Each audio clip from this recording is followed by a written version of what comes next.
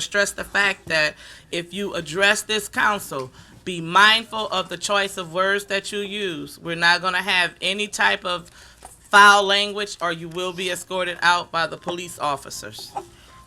Please rise for an invocation by Councilperson Tillman, followed by the pledge by Councilperson Lambert. Dear Lord, we come to you tonight to give you special thanks for all the good things that you have done for us. Father, we're asking tonight that you continue to bless us. Father, we're asking and praying that you look over this committee tonight, dear God. Give us your guidance from on high, that the things that we'll do here today will be pleasing and acceptable in your sight. Father, we're asking and praying that today you look over this parish, this country, this state.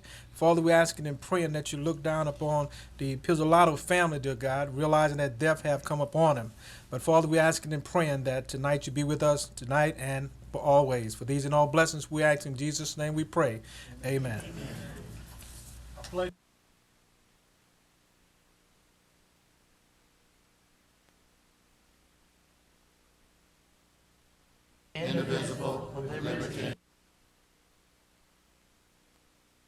Thank you. Roll call, please. Mr. Tillman? Ms. Williams? Here. Mr. Abear? Ms. Cavalier? Mr. Pizzolotta? Mr. Kevin Boizan? Mr. Clayton Boizan? Mr. Sehan? Mr. Lambert? You have a quorum, ma'am. Thank you. Memorial for Mr. Ernie Voisin, former police juror. Mr. Kevin Voisin. Whereas Almighty God in his infinite wisdom has seen fit to summon to eternal rest the soul of Mr. Ernest Ernie Andrew Wazan, and whereas Mr. Wazan was a member of the last police jury in Terrebonne Parish, was elected president by his peers during that term and is the grandfather of current councilman Kevin M. Wazan. And whereas, although he never considered himself a politician, Mr. Wazan worked tirelessly to improve the conditions in Terrebonne Parish and strive to lead the way for the new consolidated government that is in place today. And whereas, in addition to his public life, Mr. Wazan was an innovative leader in this area's seafood industry and pioneered a method of processing oysters that is being used around the world. And whereas Mr. Wazan was an extremely religious individual and realized that his many contributions to his fellow man were the result of a gift from Almighty God, and as such served the public and his family until just recently. And whereas Mr. Wazan's passing has created a void in the hearts of his loving wife Jean Ann, his children, grandchildren, and extended family, and his many friends and colleagues who have known and loved him over the years. Now, therefore, be it resolved by the Terrebonne Parish Council on behalf of Parish President Michelle Claudet and the entire Terrebonne Parish Consolidated Government that the countless contributions and the ultimate passing of Mr. Ernest Ernie Andrew Wazan have been duly noted in the records of the Terrebonne Parish Consolidated Government, and that all in attendance stand for a moment in observance of the many accomplishments of Mr. Wazan.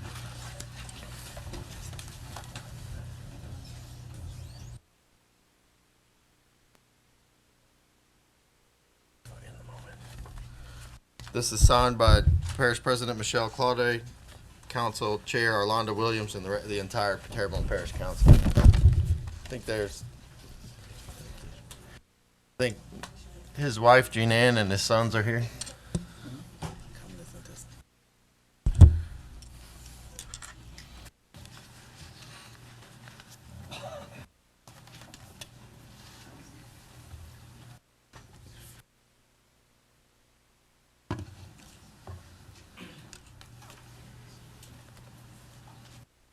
Mike Watson, 116 East Ellendale Estates Drive, Houma, Louisiana.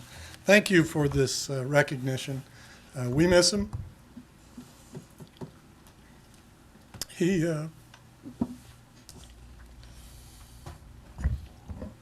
I know you've got an audience here tonight, and they're taking on a real difficult, challenging issue.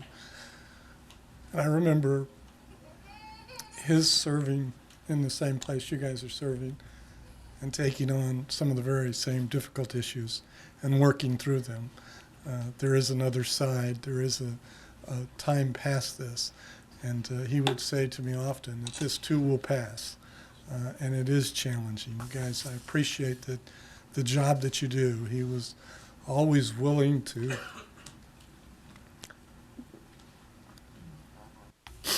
it was easier to do the eulogy than it is to do this. Why, I have no idea. But I appreciate a lot the recognition. Thank you. Thank you. I just want to thank you all also. I think Mike said it fully. Thank you. Thank you. For myself, my grandfather was a real inspiration, and the reason that I'm sitting in this chair. And it's sorry to see him go, but he's in better hands, and he's happy. One of the last things he said to me is, "You need to be great," and and then he said, "I'll stay close to make sure." But he was a great man. He respected the members of this government individually and collectively. Many, many times, I guess I'll embarrass him, but many, many times he told me, listen to Paul. He knows what's going on, and without him, this place wouldn't be the same. Now, it doesn't hurt that he hired Paul. Probably he was choking himself a little bit. But anyway, I appreciate his service, and his impact on my life is immeasurable. So thank you very much, Madam Chair. Thank you, Kevin, and to the Voisin family. I'm reminded that a wise man prepares for his children's children. And Mike, you can take pride. Kevin is a child of a child, so your dad left great legacy, and that's the memory that you should cherish, definitely. Unanimous second call. There's been a motion and unanimous second call for all those in favor. Aye. Any opposed? Motion passes. Approved minutes of regular council session of 9/9/09. Moved by Mr. Tillman, second by Mr. Clayton Voisin. All those in favor? Any opposed? Motion passes. Approved minutes of special council session condemnations held on 9/22/09. Moved by Mr. Tillman, second by Mr. Seahan. All those in favor? Any opposed? Motion passes. Distribute minutes of special council session of 10/7/09. Approve accounts payable bill list of 10/14/09. Moved by Mr. Tillman, second by Mr. Pizzolata and Mr. Kevin. All those in favor? Any opposed? Motion passes. Approved manual checklist for September 2009. Moved by Mr. Abear, second by Mr. Tillman. All those in favor? Any opposed? Motion passes. Item 1, general business. A resolution proclaiming October 2009 as Breast Cancer Awareness Month in Houma, Terrebonne. Ms. Cavalier. Yes, it's with great honor. Whereas National Breast Cancer Awareness Month, NBCAM, educates women about the importance of early detection for breast cancer. And whereas since NBCAM's inception, mammography use has doubled and breast cancer death rates have declined. And whereas many women still do not utilize mammography at regular intervals, and whereas mammography is the best available method of detecting breast changes that may be cancer long before physical symptoms can be seen or felt, and breast cancer deaths could decline further if all women aged 40 and older received mammograms at regular intervals. And whereas the NBCAM network is celebrating 25 years of awareness, education, and empowerment this year. Now therefore be it proclaimed by the Terrebonne Parish Council on behalf of the parish president and the entire Terrebonne Parish Consolidated Government that October 2009 be declared Breast Cancer Awareness Month in Houma, Terrebonne, and that all women in the Houma, Terrebonne community and their families be urged to get the facts about mammography as a life-saving measure. It's signed by Parish President Michelle Claudet, our Council Chairwoman Orlando Williams, endorsed by this council. I move this, ma'am, and I ask for a unanimous second. There's been a motion and unanimous second call for all those in favor. Any opposed? Motion passes. We have 2 people here to accept it.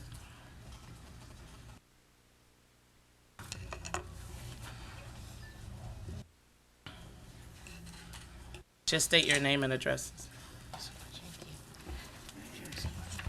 Thank you very much. I'm Linda Sanji, Terrebonne General Medical Center. My address is 826 Wood Street in Houma. I'd just like to thank the Parish Council for recognizing Terrebonne General for its support of breast cancer prevention and treatment. Thank you very much. Thank you. And while they are standing here, we're doing a kickoff event, and I partnered with Terrebonne General, and it's called Pink Ribbon Social. It's going to be held October 30th from 5 to 9. And we're raising money to be able to provide 10 women that are employed but uninsured with the opportunity to have a mammogram. And I'm just glad that they received my thought and decided to partner with me. So if you desire any information or know any women that would fit into it, please give me a call at my council office so that we can try to help you. And thank you guys again. Thank you very much. Item B, commending Ms. Gayleen Banks for 32 years of service with the Terrebonne Parish Consolidated Government. Mr. Pizzolata. Thank you, Madam Chair. Commendation. Whereas Ms. Gayleen Banks began her employment with the parish on July 11th, 1977 in the police department under the city of Houma. And whereas Gayleen has served the parish as department records clerk for 32 years, which has included a multitude of responsibilities over the years, including dispatching, purchasing, records, permits, switchboard, and whereas there were many evenings and weekends over the years Gayleen has sacrificed to assist in dispatch, setting an example to her co-workers with quantities and dependability and hard work, and whereas Gayleen's special ability to always have a kind word for all will be missed greatly by her fellow friends and co-workers throughout out the government, and whereas her retirement in mid-October will allow Gayleen the ability to work on a second retirement and spend more time with her family, including her 2 sons and her daughter. And whereas although Gayleen's retirement will leave behind a void, we wish her the best with the adventures and opportunities that lay ahead. And whereas the taxpayers of this parish should take comfort in knowing the dedication of employees like Mrs. Banks exists and whose work ethics will set the bar for others to follow in her footsteps. Now therefore be it resolved by the Terrebonne Parish Council on behalf of the parish president and the entire Terrebonne Parish Consolidated Government that Mrs. Gayleen Banks be commended for her 32 years of service to this government. Signed by Michelle Claudet, President, Ms. Alonda Williams, Council Chairwoman, and the entire council. Been a motion by Mr. Pizzolata. Second. Unanimous second called for. All those in favor? Aye. Any opposed? Motion passes.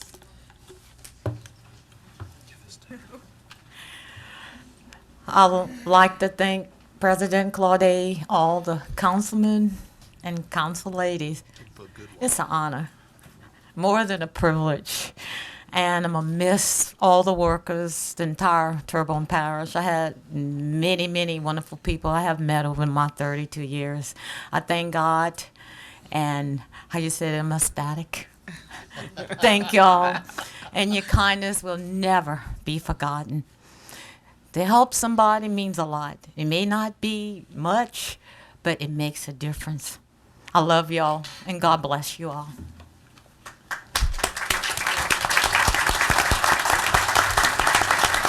Behalf of the Houma Police Department, as you can see, she's going to be sadly missed. Gail, thanks for the years of service.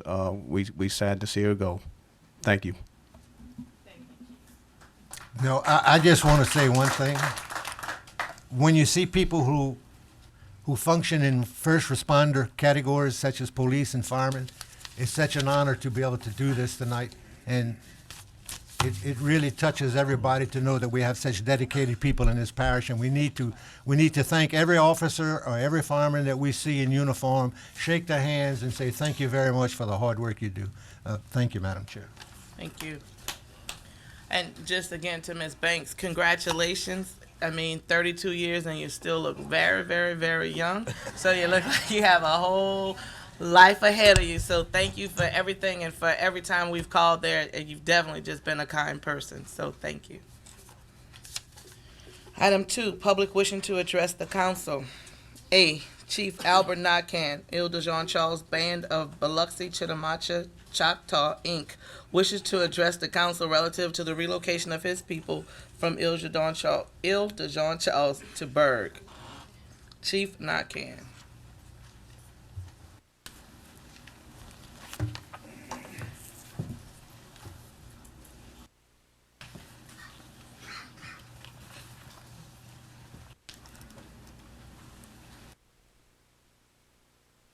Good evening. My name is Albert Nakan. I reside at 100 Dennis Street, Montague, and I am the chief of the community of Ile de Jean Charles. Our official name is Ile de Jean Charles Band of Biloxi, Chitimacha, Choctaw Incorporated.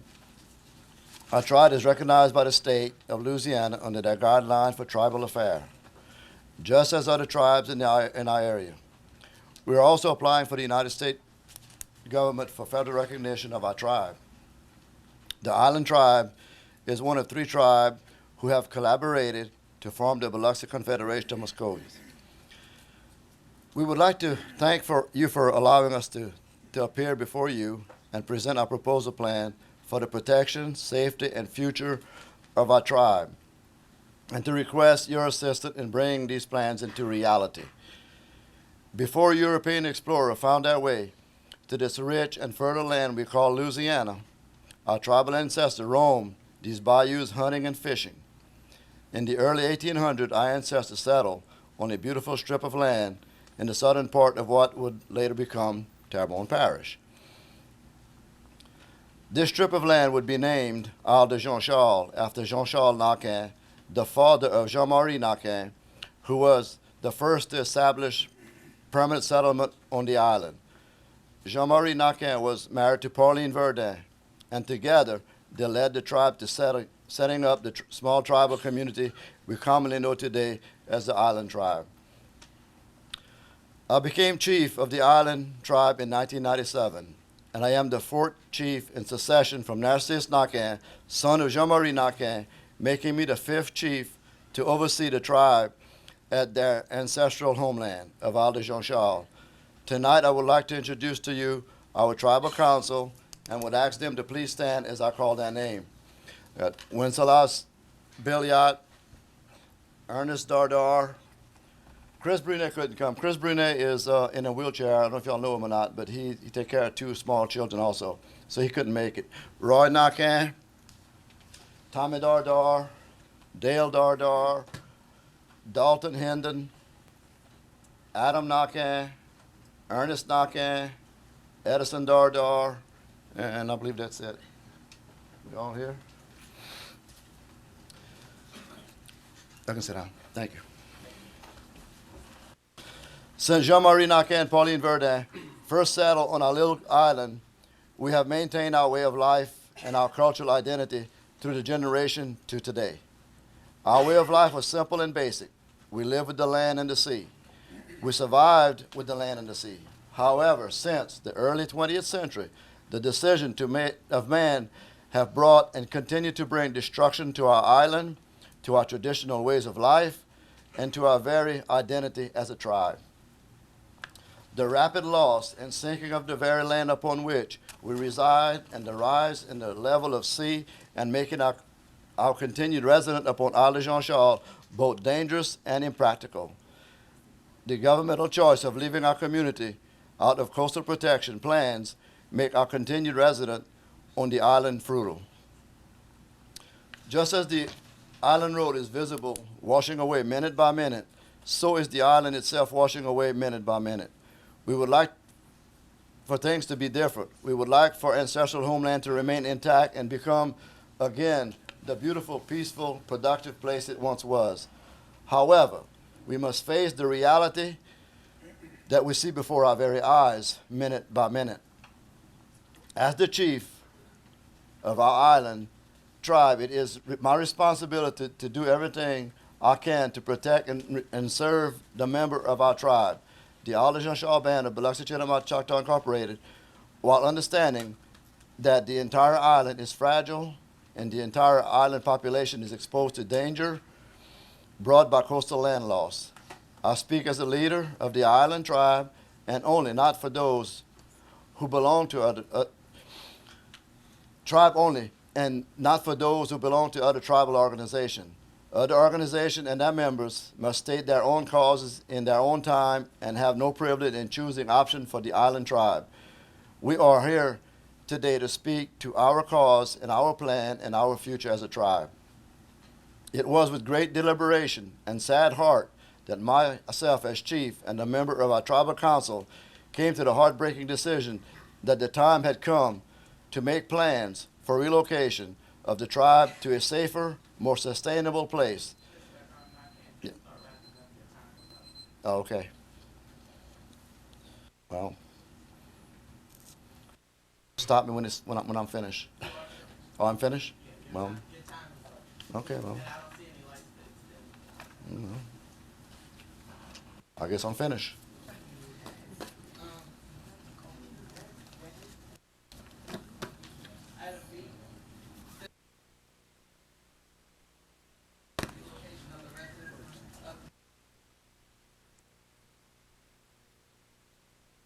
Actually read this out into the minutes. October the 9th.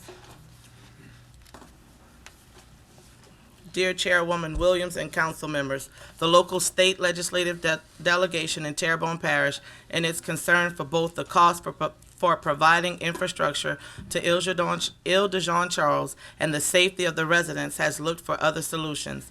In that effort, we have looked into the idea of moving the island residents to higher and safer ground. Today, for the second time in just 6 years, the road to the island has only one lane remaining. The wave wash during Hurricane Gustav undermined the road, making it just barely passable. Additionally, fresh water, sewer, electricity, and telephone service has been compromised. The cost of all repairs needed today exceed $10 million. Those infrastructure repairs, if done, will only last until the next major storm. When first approached in 2002, following Hurricane Lily, there was little interest from the residents in relocating. Just a month later, the island was hit again with a tropical storm flooding the island and Pointe-aux-Chenes. Most of the residents have lived on this sliver of land for their entire lives. With the destruction experienced this last time, residents were eager to listen to a plan of action. In that regard, working with Cheetah and a local developer, we have identified a piece of land in the Berg area that is high and has never flooded. We have also identified and negotiated with the Louisiana home builder for a fortified, energy-efficient, and green home that has the sustainability to last for generations at an economical price. Tribal leadership has toured the facility, had an opportunity to see the homes built through all stages, and also a completed home. Built on piers, these houses will be greater than 10 feet above sea level.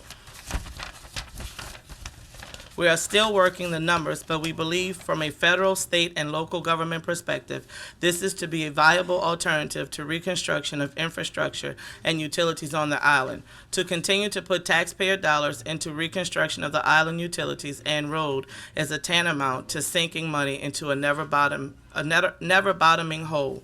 We are seeking GDBG and HUD funding to make this a reality. Our congressional delegation has been briefed and expressed an eagerness to assist. We hope to get the same response from the state and local governments. Sincerely, Butch Gotro, Senator District 21. And it's going to be duly noted that that's going to be read into the minutes. Item C, Mr. John Stedge, CEO and President of Louisiana System Built Homes, wishes to address the council to make a presentation on Louisiana System Built Homes. Thank you. Again, my name is John Staggy. I'm the President and CEO of Louisiana System Built Homes, and I do have a PowerPoint quick presentation. And I think every one of the council members has it in a written format as well. I'm here to address any concerns that there might be about the type of homes that we're looking at putting in the area for these residents. And if you could go to the next slide, please. Our company is again is a Louisiana company. It's in St. Martinville, Louisiana. We employ Louisiana citizens, and since the Hurricane Katrina, that's when we started our company, and we set out to build an affordable, energy efficient, and extremely strong home. And since the storms, we've employed 150 people, and we're building the homes in St. Martinville. We are not the manufacturer of a mobile home or a trailer. Okay, we manufacture a home that is built to Dade County, Florida building codes, which is above or at or above any code in Louisiana. And the homes are built to a standard that is called Fortified for Safer Living, which is a program that is funded by the insurance companies. Insurance companies obviously are looking to collect as much money as possible and pay out as little as possible, so they set a standard for the home that was difficult to achieve. We're the only home builder in the state of Louisiana, either modular or site-built at this point, that has been approved for this program. So the type of homes that we build, if you could go to the next slide after this one, this is the type of home that we build. This is a quality home that is built to last for 100 years. It looks good. The homes are appraised at or above the appraisals of any subdivision that we're currently building homes in. In fact, because of the level of energy efficiency, and if you go through the next couple of slides for me, you'll see that the exterior looks, the interior looks of the homes, and some of the specifications of the products that we use. These are products that are used in upscale homes and in homes that are built on site. The difference between our homes and what is built on site is the only difference is that they're built indoors. There's a strict quality control method that is used on each home. It is always out of the weather. You never have to worry about rain days or items being stolen off of job sites. That's really the only difference. They're built to the same standards with the same quality. So if you could go through the next couple of slides, it talks a little bit about the items that we use. But if you go to the slide that says structurally insulated panels, or SIPs, this is a unique building method that's been around since the 1930s. And basically what it is it's called a SIP panel, which stands for structurally insulated panel. And it's a structural styrofoam sandwiched between two pieces of solid OSB. This product is recognized as being stronger than typical stud construction, but it's also twice as energy efficient as a normal home. Because of the energy efficiency ratings of the homes, they can be tested by and get an Energy Star rating, which actually increases the value of the home by 4 or 5% on the appraised value, 4 or 5% above the homes that surround it that would be similar or site-built homes. So these homes are built to last over 100 years. They're affordable for people to live in because your energy cost is about 50% lower than a normal site-built home. And if you would go to see the slide there, you can see from an insulation value, these are just some of the benefits of the SIP panels and the homes that we build. You can see where heat loss comes typically through a standard house. And we don't get that with our homes.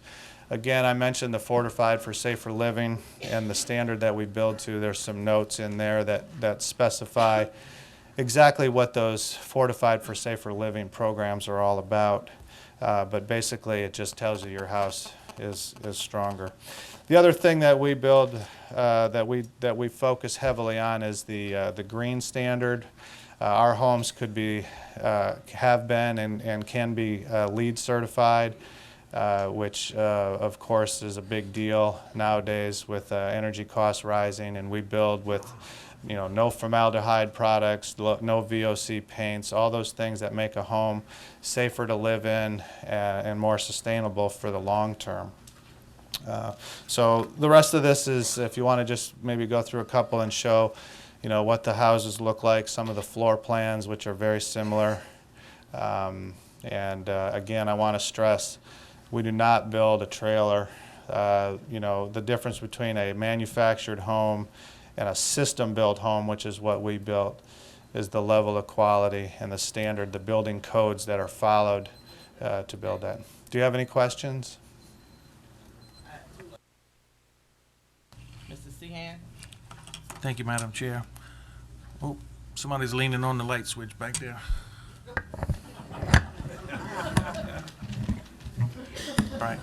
Thank you for the presentation. Just have a couple of quick questions for you. I didn't see any win ratings in this 140 minimum. Okay. And on the electrical system, it says as per building code.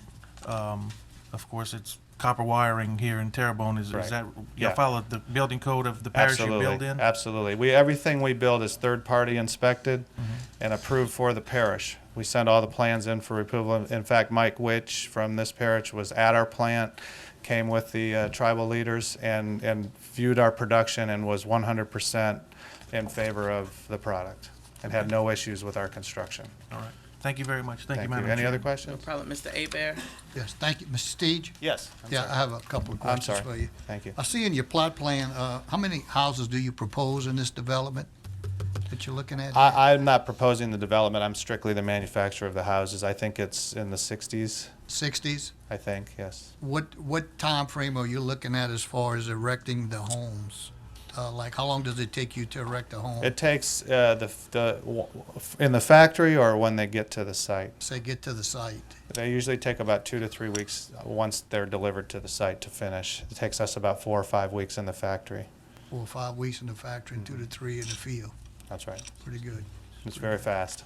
Yeah, it People is are moving very- in the houses very quickly. That's one of the benefits. I see you offering about 3 different plans. How do you propose it would be upon the people that would select them or Yes. propose which Yes, ones? they would be and then- ordered, Mhm. and then we would build what is ordered. Oh, got you. Mhm. Okay, that's it. Okay? Thank you. Any Thank other you. questions? Thank That's you it. for the time. I appreciate Oh, it. Mr. Kevin wasn't. Mr. Steege, I'm sorry. Just one clarification. This, something in your, I see it in the book here and you didn't say it. These homes would appreciate in value like a stick-built home, Absolutely. not depreciate. I No, think they- that's important. They definitely increase in value, Okay. just with the market, Thank whatever you, the sir. market. Yeah. Is that it? That's it. No further questions. Yeah, we're gonna go into the public hearing before we entertain any other. Motion to go into public hearing? Mr. Clayton wasn't. You had a light. Yes, just before, Mr. Gordon, if I may, Madam Chair. Go ahead. Mr. Gordon, did you have an opportunity to visit that plan or visit these plans at all, or? No, I didn't, but I have reviewed the packet that y'all have, and I've also spoken to Michael Witch at South Central Regional Code Council. And what was Michael's? He felt that these structures would easily meet the existing building codes and would exceed the 140 wind speed construction rate. Thank you very much, Mr. Gordon. Is that it, Mr. Boyzan? That's it. There's a motion and a second to go into public hearing. All those in favor? Aye. Any opposed? Motion passes. 6:30 o'clock, public hearings relative to A, the proposed 2010 operations and maintenance budget of the Terrebonne Parish Consolidated Government and the 5-year capital outlay budget as presented by the parish president. First call, public.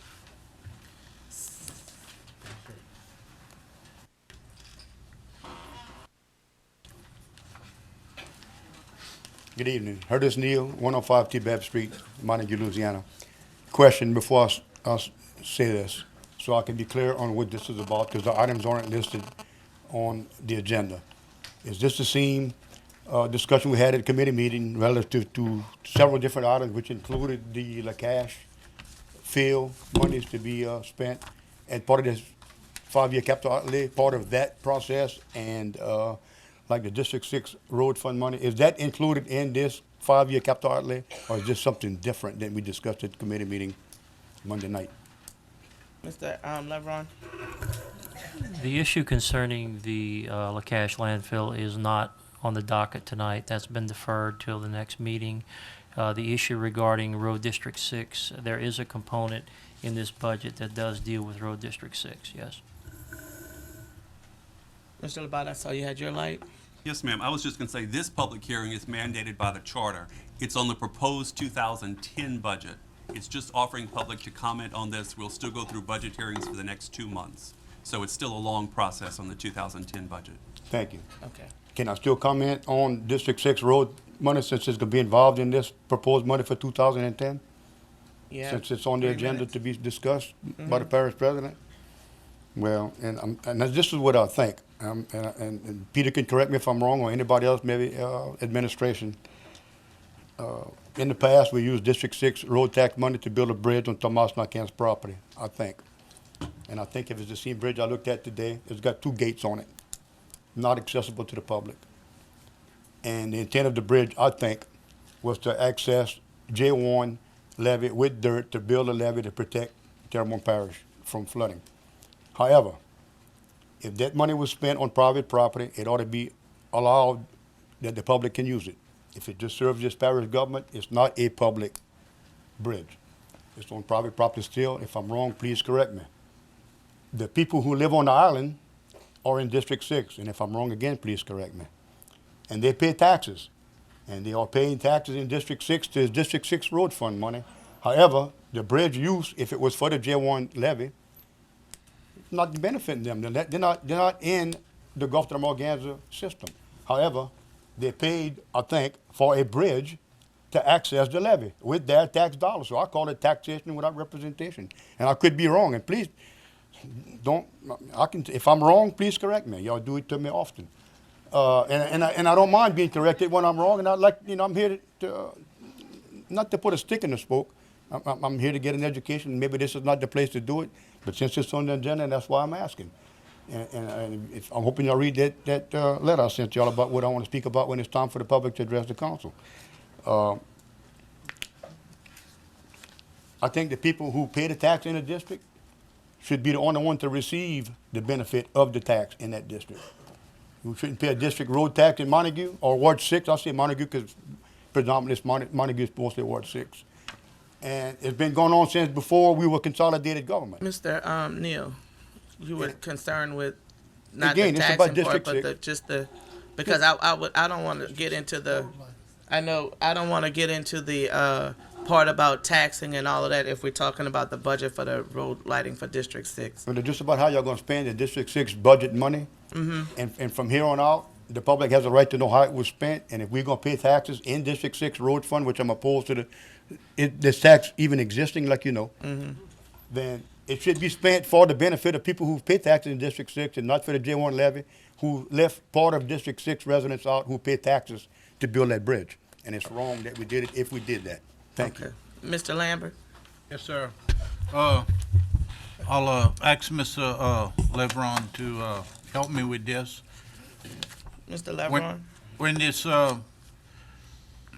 bridge was repaired, it was burnt, and we was in the process of lifting the Pointe-aux-Champs levee. We had no other access. We didn't have the Morganza to the Gulf section built yet. We didn't have the new pump station built yet. We only had the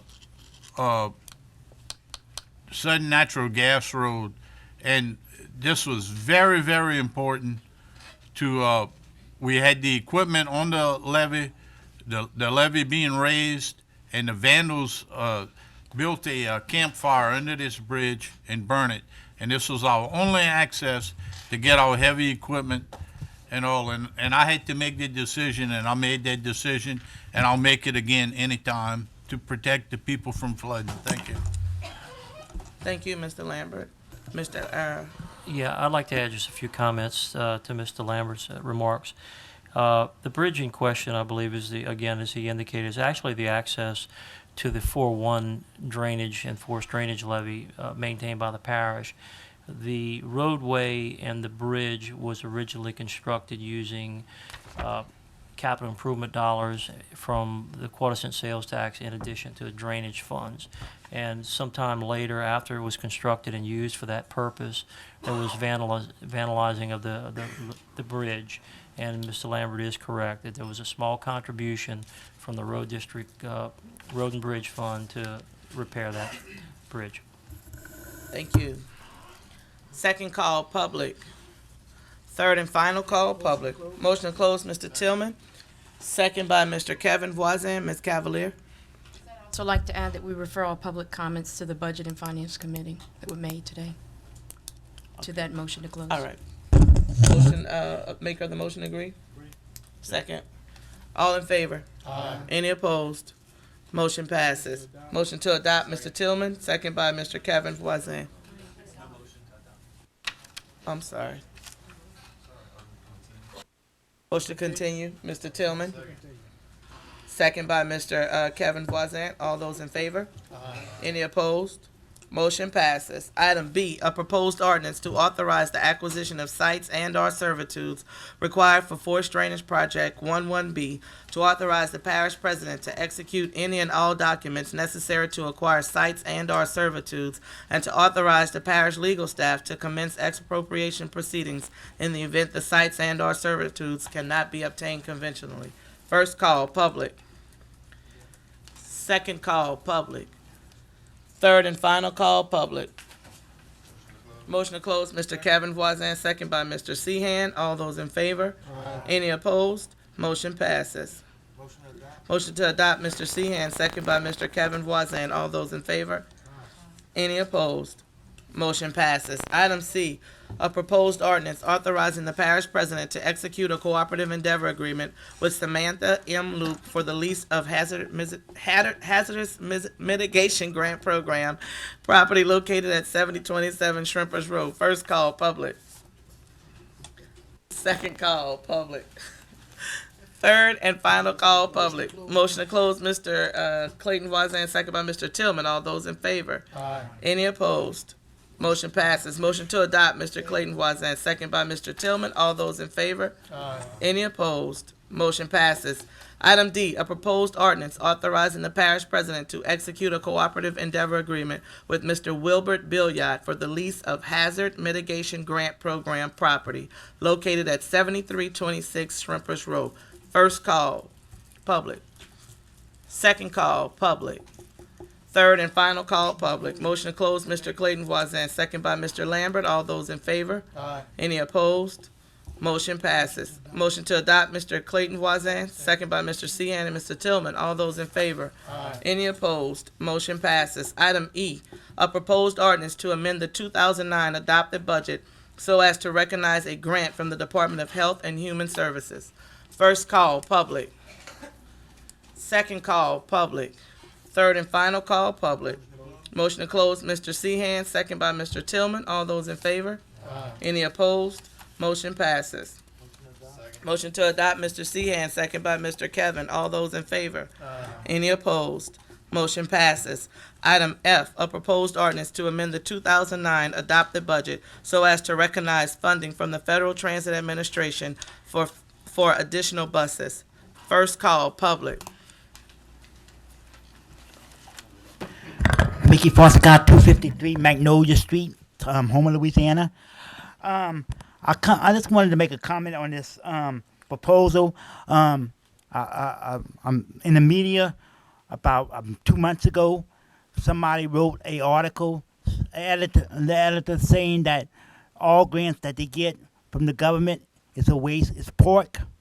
And I just want to let everybody know that sees this and the council members that the bus service is greatly appreciated and that is really needed in the parish, in the city, for people who are disabled, who cannot get around, that the bus service is a great service to the community and is well needed. Thank you.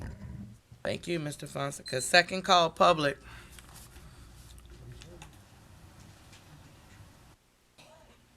Curtis Neal, 105 Tibet Street, Montague. Thank you again for the opportunity to address this subject.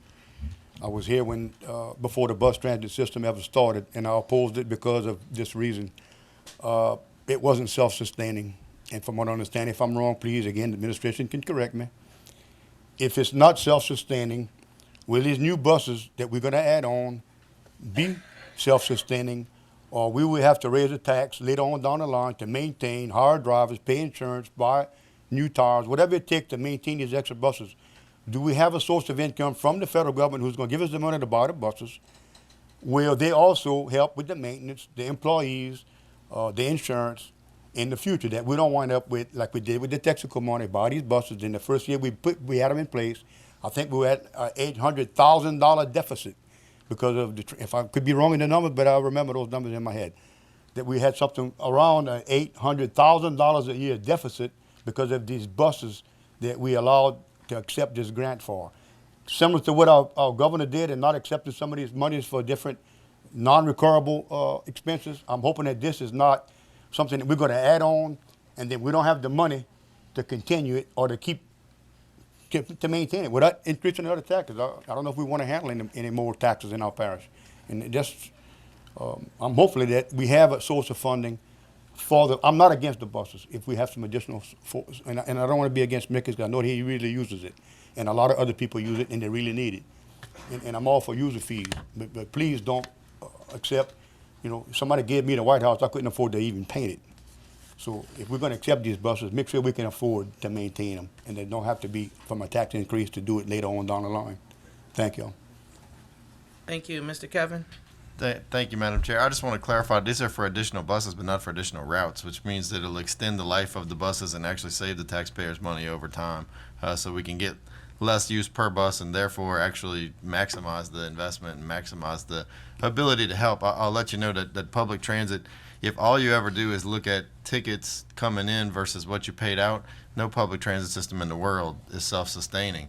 If you count the social benefit, though, of people who go to work, people who are able to go, the cars that are taken off the road, there is a benefit. Now, we're on the very beginnings of it in Terrebonne Parish.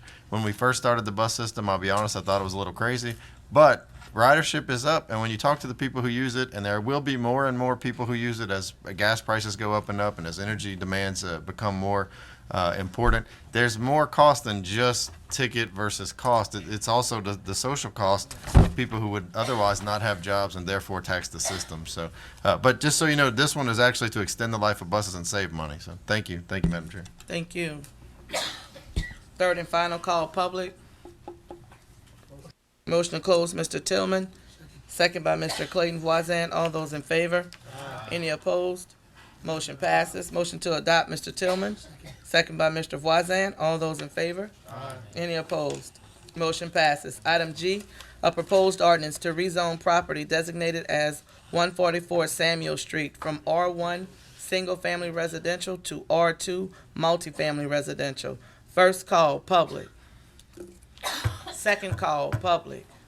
Third and final call, public. Motion to close, Mr. Tillman. Second by Mr. Kevin Voisin. All those in favor? Any opposed? Motion passes. Motion to adopt, Mr. Tillman. Second by Mr. Kevin. All those in favor? Any opposed? Motion passes. Item H, a proposed ordinance to rezone property designated as 2607 Isabel Street from R1 Single Family Residential to R2 Multifamily Residential. First call, public. Second call, public. Third and final call, public. Motion to close, Mr. Tillman, second by Mr. Kevin Voisin. All those in favor? Any opposed? Motion passes. Motion to adopt, Mr. Tillman, second by Mr. Kevin. All those in favor? Any opposed? Motion passes. Motion to go back into regular order. Mr. Johnny, second by Mr. Clayton Voisin. All those in favor? Any opposed? Motion passes. We're gonna go back to the speaker cards on the relocation of Ile de Jean Charles. Before we do, though, I want to tell the chief, I think you misunderstood what I was telling you when you were speaking. I heard some people say that it was cold. What I was saying was that your time was up, so just wrap it up. And when you said, "Are you finished?" you were finished according to here, but you could have wrapped up what you were saying. Is what I was saying. And with that, I'm saying tonight that we have about 35 people that want to speak. So we are going to exercise our right to reduce the time to 3 minutes and keep it within the 3 minutes, because when your timer is up, your time is actually up. Because we want to hear everybody, but we want y'all to be able to wake up in the morning and go to work or school at the same token.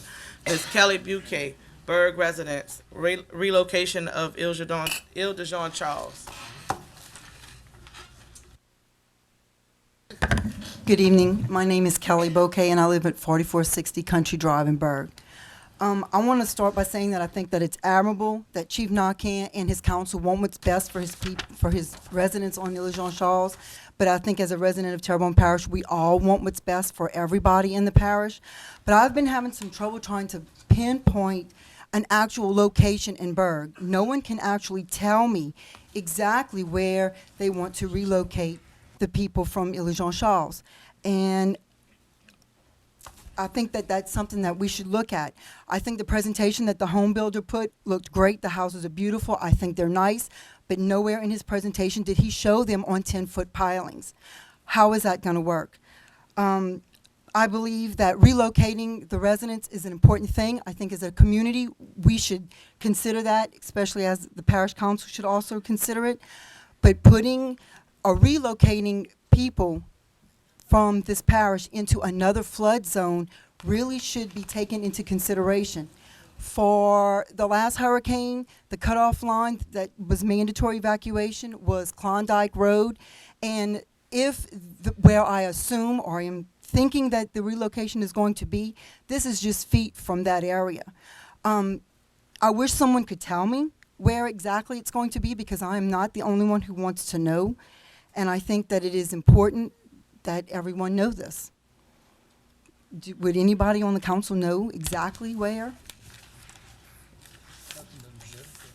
So my question is if you're going to come and ask for taxpayers' dollars, I think that somebody should know where exactly the relocation place is.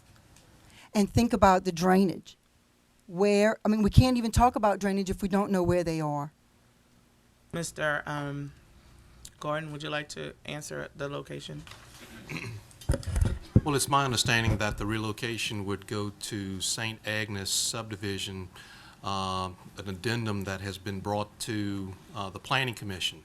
It's received engineering approval, but has not been constructed yet. Okay. Thank you very much.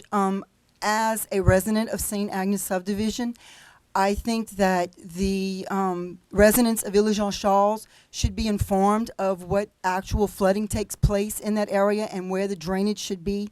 I think it's important that we all, as residents of Terrebonne Parish, be informed about what is actually going to happen. Thank you. Thank you. Jeffy Abear, 109 St. Agnes Street, proposed development. Yes, I'm Jeffy Abear. I'm a 23-year resident of St. Agnes subdivision in Berg, and it's my understanding that Mr. S.P. LaRussa purchased property adjacent to our subdivision and is proposed to build and attach a neighborhood of system-built homes to St. Agnes subdivision, to which I'm strongly opposed. We have a small, clean, quaint neighborhood of very nice homes. Excuse me, just could you pull the mic a little bit closer? Okay. Not only would attaching this new neighborhood, system-built homes, lower the value of our properties, but the land LaRussa bought is not conducive to building the project he's wanting to build.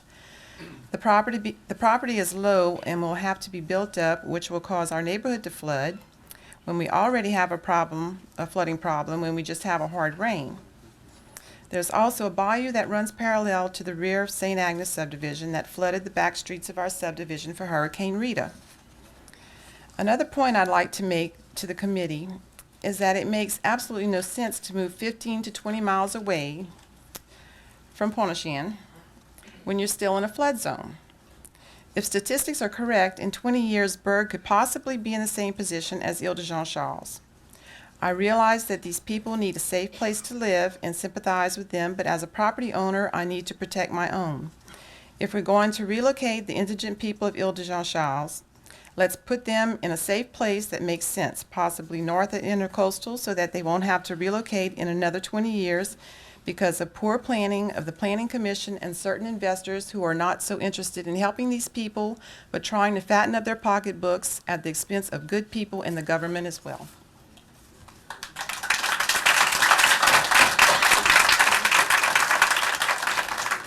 Virgil Dardar, Olive de Jean Charles.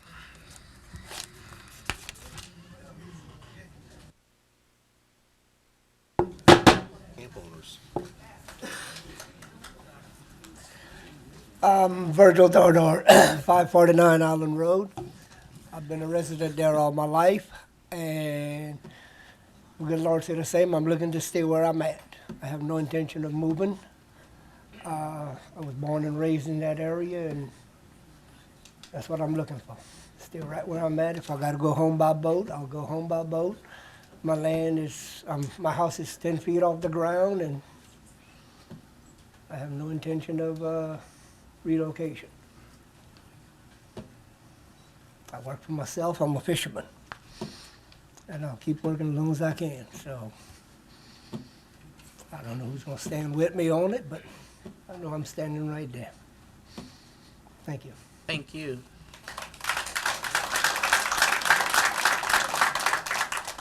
I'm going to ask that you would hold back your applause. I understand that it's touching and everything, but we have a lot of people and we want to get everybody in and out. Archie Adams, 217 Plantation Drive, relocation of the residents to Berg. Archie Adams, 217 Plantation Drive, which is the street that is right next to the possible development. I'm just a representative of the subdivision, but I'm glad to see that there's probably over 25 members of the subdivision here tonight.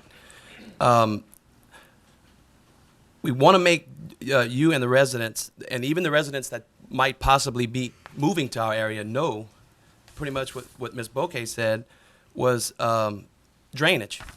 This is, if I'm almost correct about it, but there's the first two times it failed, and drainage was a large factor in that. So this is not the first time this property was attempted to be developed.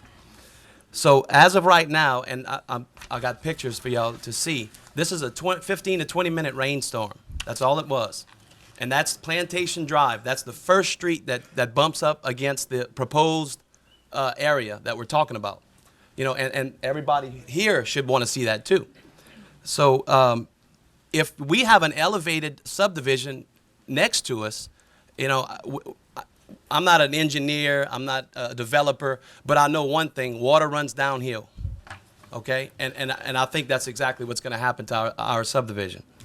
And then you can also date the picture with I'm with Norby sign, by the way. The development is being justified in a way to help the people who live on the island, and we're not against that. Okay, several of us are teachers. We teach the kids there. Okay, but putting a development on one side to flood the adjacent side doesn't make any sense to us. And Berg is a flood zone. If please tell us if Berg's not a flood zone, because if it's not, I got a real fight with my insurance guy tomorrow. Okay, because boy, he sure does charge like it's a flood zone. We think it would be a ridiculous waste of tax dollars, especially federal tax dollars, to move people inside of an existing flood zone. You're not moving them out of danger, you just move them a little further. Okay? Either move them, you know, where they're safe for flooding, or let's build levees like they deserve. One of the two. You know, use the tax dollars for that, to protect them.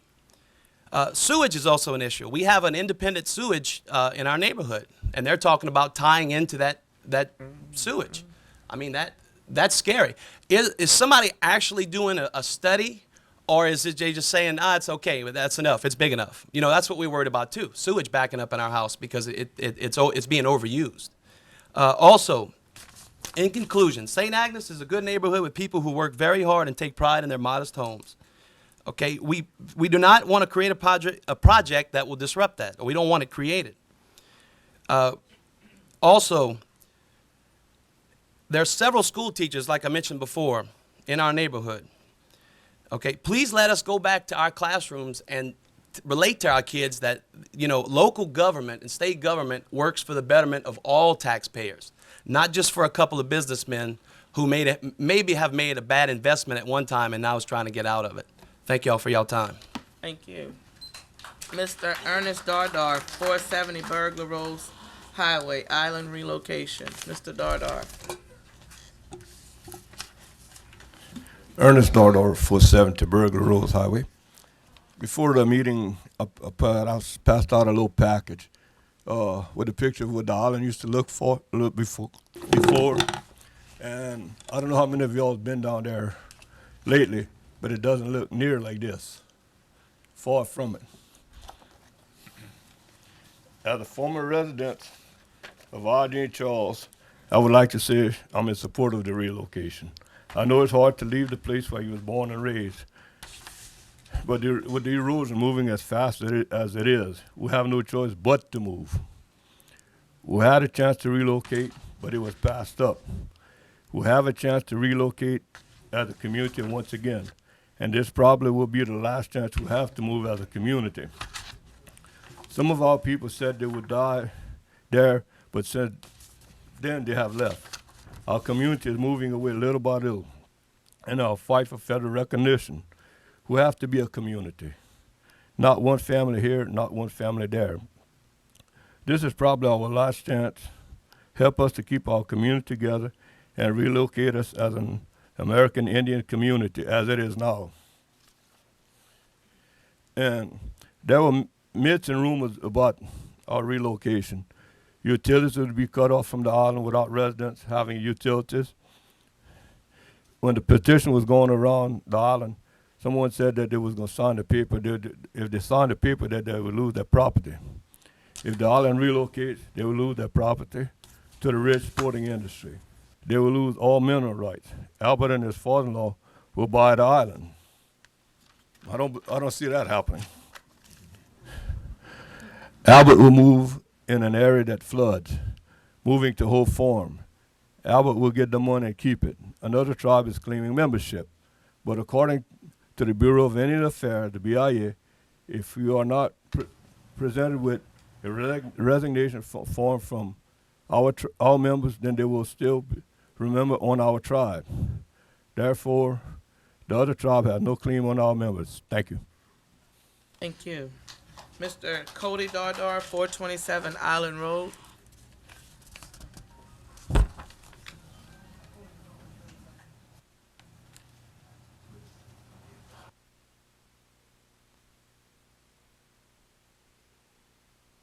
My name is Cody Dardar, and I live at 427 Island Road. I've been there for 22 years, and I don't know, I just find it's a good place to have a good family, raise up your kids, good fishing place, everything, all seafood. I don't know, it's just a good area to be around. That's all I have to say. Thank you. Mr. Lonnie Dardar, 333 Island Road.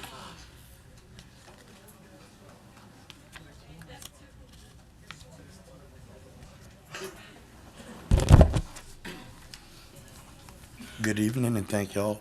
My name is Lonnie Dardar from 333 Island Road. I was born and raised there. I'm 53 years old now. I'm disabled, as you can see, but I used to fish oysters, shrimp, crab, a little bit of everything. And I don't want to move from there, not really. I've heard different stories of different peoples. I did hear people got to move us. I heard the younger said Wildlife and Fishery told them that they were going to harass us down there until they did make us move. And then other companies were going to come take over, and they were going to build Sportsman's Paradise out of the island and rebuild it up. If they can do it for rich people, then they can surely do it for us. Thank you very much.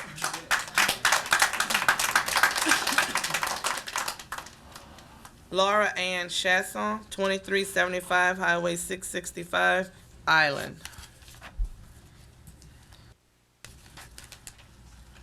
Good evening. Tonight I'm here. Just state your name and address again. Laura Ann Chess on 2375 Highway 665, Montague, Louisiana.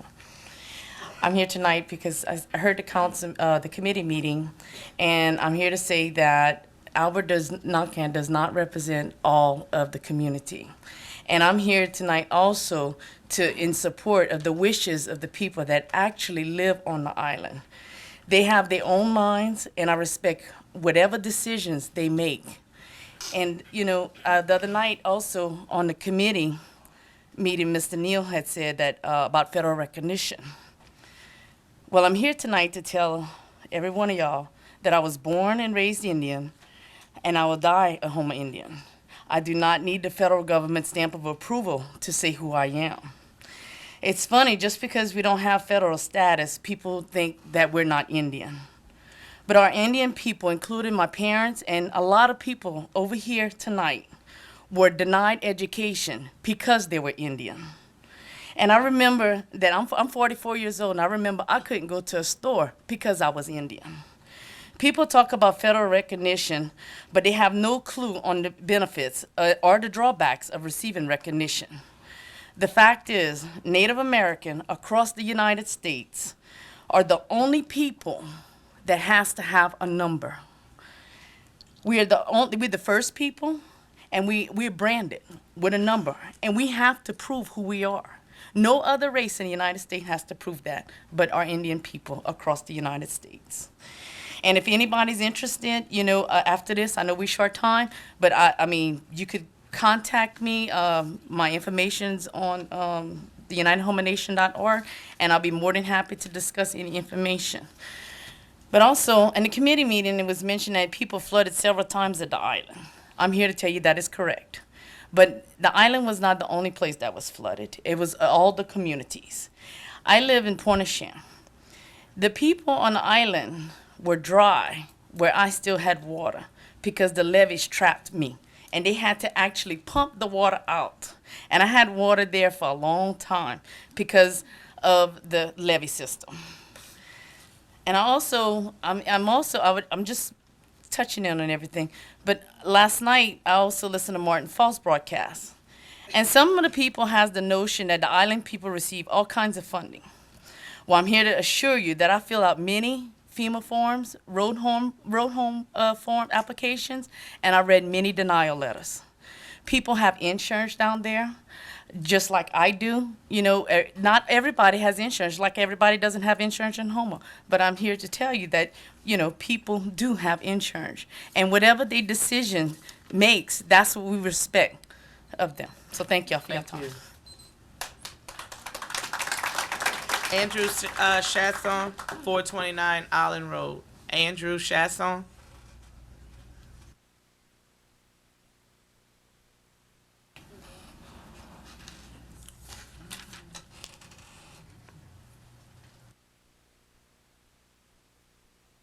Yeah, Andrew Chasson, 429 Island Road. I've been living on the island all my life, and I won't be the first one to leave the island. So I guess I'll stay a little longer. That's all I got to say. Thank you. Jamie Dardar, 592 Island Road.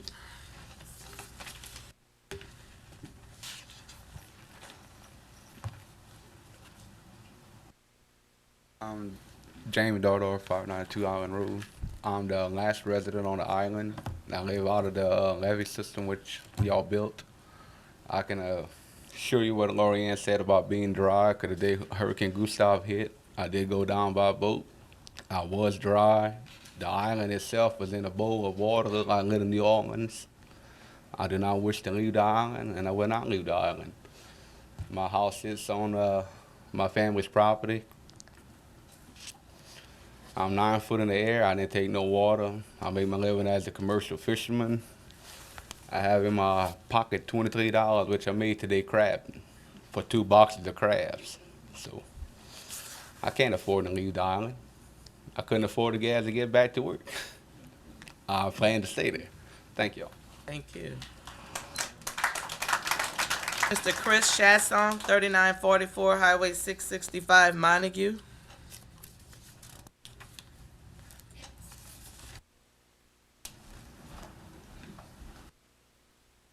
I'm Chris Chasson, live at 3944 Highway 665, Montague. As a former firefighter on the island during Hurricane Katrina and Gustav, you know, I've seen a lot of things there. First of all, as Mr. Lambert knows, my family and my grandfather is from the island. The whole point about relocation of this island that most of the majority of the outside world does not see is that you just don't lose a community. You lose a culture, you lose a heritage, you lose a cemetery, you lose a way of living. And to relocate these commercial fishermen out of their homeland, which they have complete access to the bayous, and to put them in an area where they have to learn everything else all over again, will not just be devastating to that majority of people that decide to move, you know, but for the majority of people that decide to move, that's their choice. But as long as I have family that's from the island, as long as I come down to the island and live in Pointe-au-Chien, I will stand with the people of the island until the last one or until the last piece of land is gone. I thank you for your time. Thank you. Lance Billiard, 460 Island Road.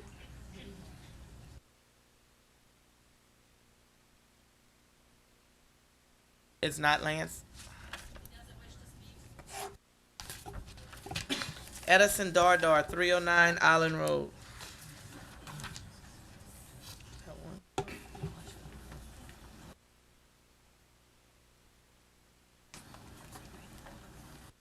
I'm Edison Dardar, I live 3 Island Road, and I'm not leaving the island, because I was born there and I like it there. I do fishing, crab, and shrimp, and I wish to stay there, and I'm going to stay there. Thank you. Judy Chasson, 437 Island Road. Ryan Dardar. No, sir.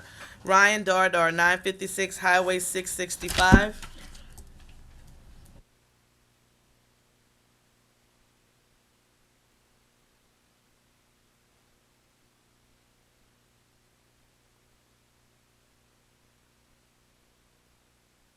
My name's Ryan Dardor. I live at 956 Highway 665. I think it's a good idea to relocate. The houses look really nice, but like some of the residents said in Burr, I don't think that's a good location. Should be on the other side than the coastal. That's what I got to say. Thank you. Mr. Hilton Chasson, 437 Island Road.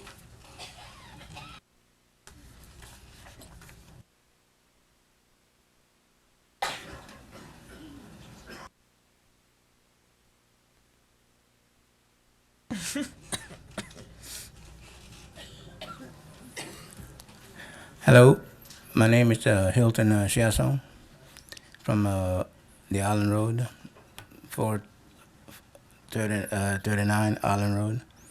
I'm a commercial fisherman. So I've been born and raised over there, and 61 years I've been living over there, so I'm not planning to leave that place. It's too much of a good place. Too much fishing going around over there. And a lot of people like to come over there now, so I don't see what kind of reason why they don't want to try to make the people all move. And I don't see how come they can't fix that road. They should be able to fix that road. It's not that little money what they would be bothering them. It costs, they spend a lot of money on the road. One reason, because they got so much work over there, and three-quarters of them stay sitting down, not doing nothing. So how about get them to work and get the roads fixed, man? Thank y'all. Mr. Wilton Chasson, 437 Island Road.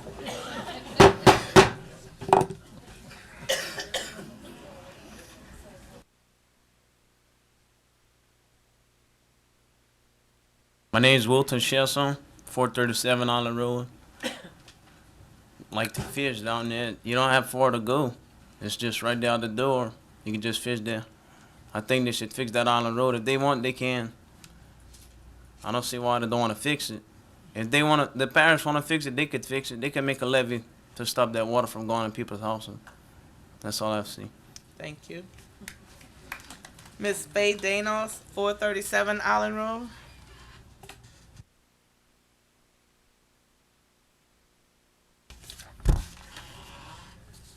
Hello, my name is Faye Danos. I've been living in Ireland for 32 years, and I passed through water many times, taking my kids to school because the buses wouldn't pass so you can get an education. Did what I had to do. I got 4 that graduated out of 5. 1 works for a doctor's office. 3 boys work on the rig, and I mean, that's where I raised all my kids. I've been there 32 years. It's the only thing I know, and that's where I'll stay. Whatever happens, happens, and thank you. Thank you. Mr. Davis Dardar, 397 Island Road. Davis Dardar. Mr. Loney Dardar III, 333 Island Road. Gravesite and the land.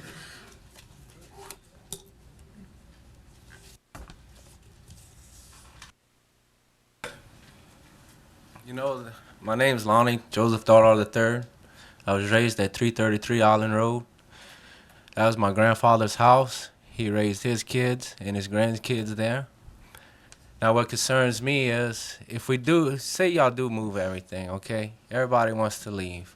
Okay, they still have the grave site there. That's the Indian burial ground. To me, to try to move that is an insult to the people. And then even if we do move, the land. Who gets the land? Y'all gonna take the land from us? Y'all gonna try to do something with the land? Or does the people keep the land? And we can keep bringing our kids there to keep fishing and at least try to keep our traditions alive. Thank y'all. Thank you. Miss Brenda Dardar Robichaux, Matthews, Louisiana. My name is Brenda Dardar Robichaux. Address is Post Office Box 322, Matthews, Louisiana. I'm here to speak on behalf of the island residents. As you can see, there's lots of people who are not interested in moving off the island. Albert does not speak for everyone on the island, and everyone on the island doesn't belong to his group. You see a large representation of tribal citizens who are members of the United Homa Nation, and I speak on their behalf. He would like to tell you that most of the island residents belong to his group, but that's not the case. In fact, we have half of the island residents are citizens and on the tribal rolls of the United Homa Nation.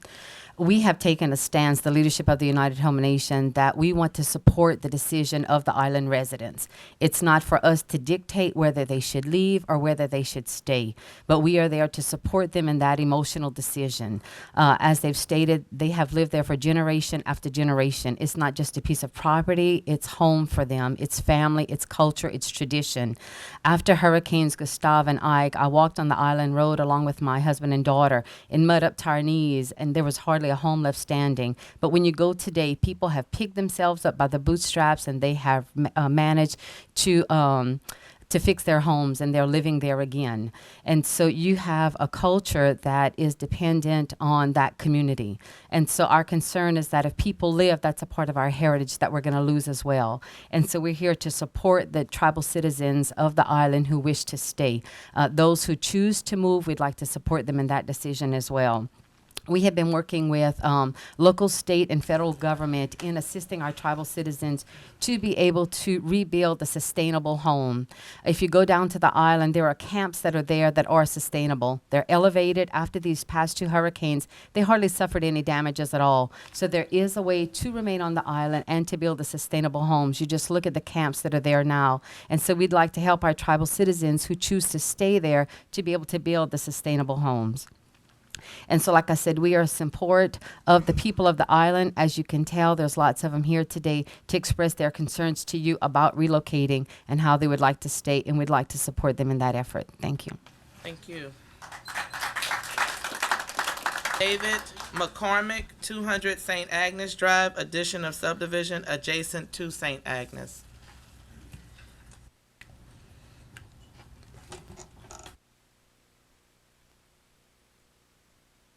Good evening. I've been living in Berg for the past 2 years, and I think there's been 2 subdivisions that they tried to develop in that same area where they're looking to build at, and I believe both of them was turned down when it came down to drainage. Nothing has been done to improve the situation. The water levels have risen in the area where we live at. As the pictures were passed around, you can see how the water settles in the neighborhood, floods the roads and the yards just with a rainstorm. You know, that doesn't last long.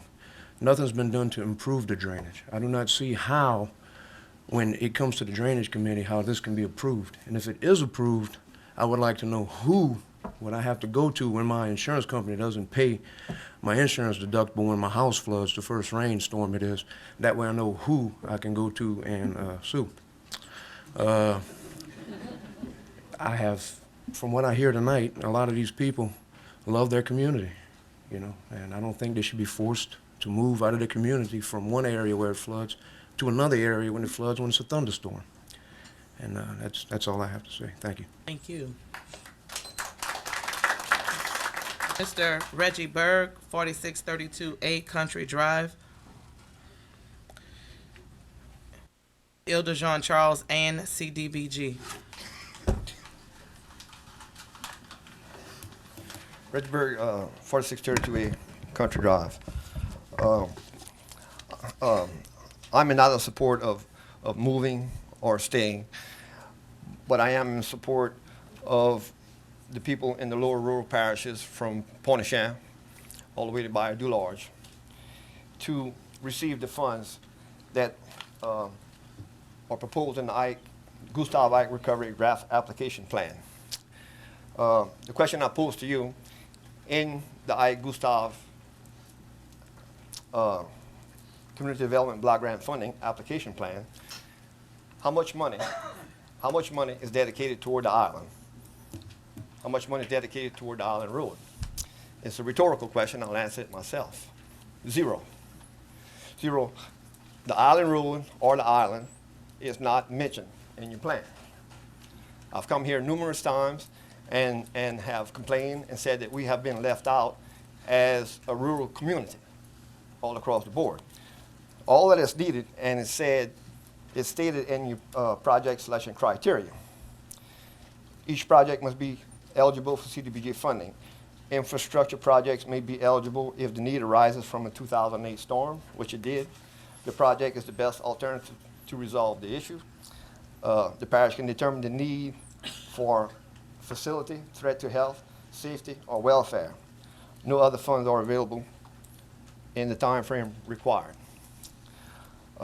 Each proposed project must include some proof of evidence of an ability to be measured to prove that it meets a national objective. It's an urgent need. That's a desperate need to fix that road. Elimination of slum, blight, or applies to low to moderate income. There are still some housing, some dilapidated housing destroyed by the storm that needs to be cleaned up in that area, as many areas all across the rural areas. Again, you have not shown or submitted any funds for the rural areas that pertain to what I just said. And if you did, please explain to these people explain to the audience how and where they can apply for them, if they were. Thank you very much. Mr. Kevin Voisin. Thank you, Madam Chair. I would like to say that just since I've been on the council, which is very little time, we spent millions of dollars to fix the road. I think the reason it's not in the plan is because at the time we were developing the plan, money was being spent to shore up the road, and things have happened since. I will say that for Mr. Berg to stand here and act as if he is a proponent for or a speaker for the people from the island, I think is maybe an insult because you were at those meetings. You never once mentioned this road. I was at those meetings. I never heard you say this. So to stand here and say that that was mentioned, that you were some kind of advocate and now we've wronged you, I think just misrepresents it. I appreciate everyone who's here, and I'm going to shut up because we'll talk later. But I think that needed to be said right then, that this is not someone who represents everybody and speaks for everybody. This is someone who's taken advantage of this situation to try to make it sound like he speaks for everyone, and that is far from the truth. Thank you, Madam Chair. Thank you, Mr. Kevin. Edison Dardar, there are 2 chiefs for the island. Who do you believe? Mr. Dardar.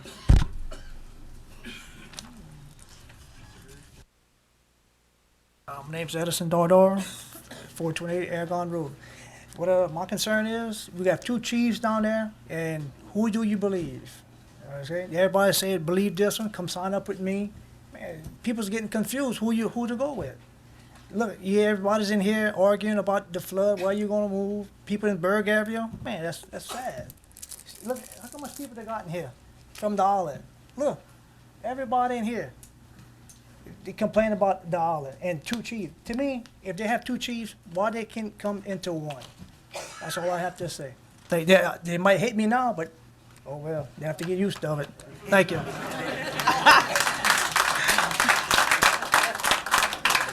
Miss Lucretia McBride, 213 Eureka Drive, in reference to the relocation of the Native American island people. Miss McBride. Wow, I'm beginning to get a little scared now because I'm not Indian. But I tell you, I do have Lucretia McBride, 213 Eureka Drive. I do have one Indian in my genealogy, and I respect that one. I respect both the chiefs on the island, whether they live there or not. I think that Mr. Albert and that Miss Brenda have enough wisdom to be able to come together and work out those details. I myself have been monitoring the cemetery on the island for about 14 years now. The island cemetery needs to be looked at. It needs to be evaluated while you're making these decisions of who's going to move, who wants to move, who does not want to move, who's with which tribe. They all have relatives buried in a subterranean below-ground cemetery. And as the marsh keeps washing in the Gulf, bones are washing out.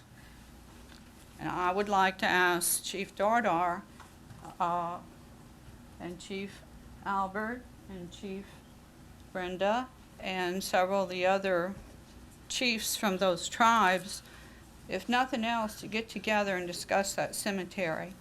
because it's your family. There were only 2 gentlemen that came and said cemetery, and I almost cried because everybody has something to say for their emotions because this is their life. It's their parents' lives. It's their grandparents' lives. It's your generations back to 2,000 years' lives. But nobody said anything about the cemetery. So as you continue to research your issues and talk to the different people in power, I want you guys to seriously take a trip and go out there and look at the Little Flat Cemetery and try to save that cemetery. In the event, if the island cannot sustain the people, eventually the people will fall in the water and go away. But the cemetery doesn't have to. So I respectfully suggest that any Native American brothers and sisters that we have on the island that leave, if it's a mass exodus, please think about relocating the cemetery. It's done very respectful these days with the state. You're participating, you're partaking, and you have total control. So that's my issue, is the cemetery on the island. Thank you. Thank you. That was the last speaker card, and before I recognize lights, my suggestion, and I've spoken to several of the council members prior to hearing the things that I've heard tonight, is definitely now that Monday we're going to, as a council, take a trip to the island to see what we can do that would be best. That would be in the best interest of those that live down there. We are in a position where we want to help, but Ms. McBride just said something that really makes sense. We need to go and see for ourselves. I'm with Mr. Dardar, 2 chiefs, who do you believe? So we need to go down there, and we're going to see the best thing that we can possibly do to help you guys out. And we're going to do this Monday at 4 o'clock. So we're not going to just say that we're going to do it and it's not going to happen. It will happen.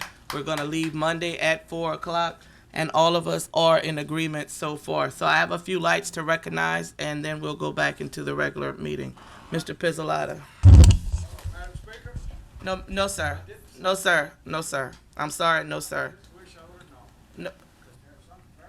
No, sir. I'm sorry. Mr. Pizzolata. Thank you, Madam Chair. It's been a very moving experience tonight, and I want to thank each and every person that got up and spoke. But there's one thing that I want to make perfectly clear. We still live in the United States of America. Nobody can tell you whether you have to move or you have to stay. That's your decision. And please remember that. Do away with all of the rumors that you're hearing. And remember, nobody can tell you what you have to do. You're an American. Thank you.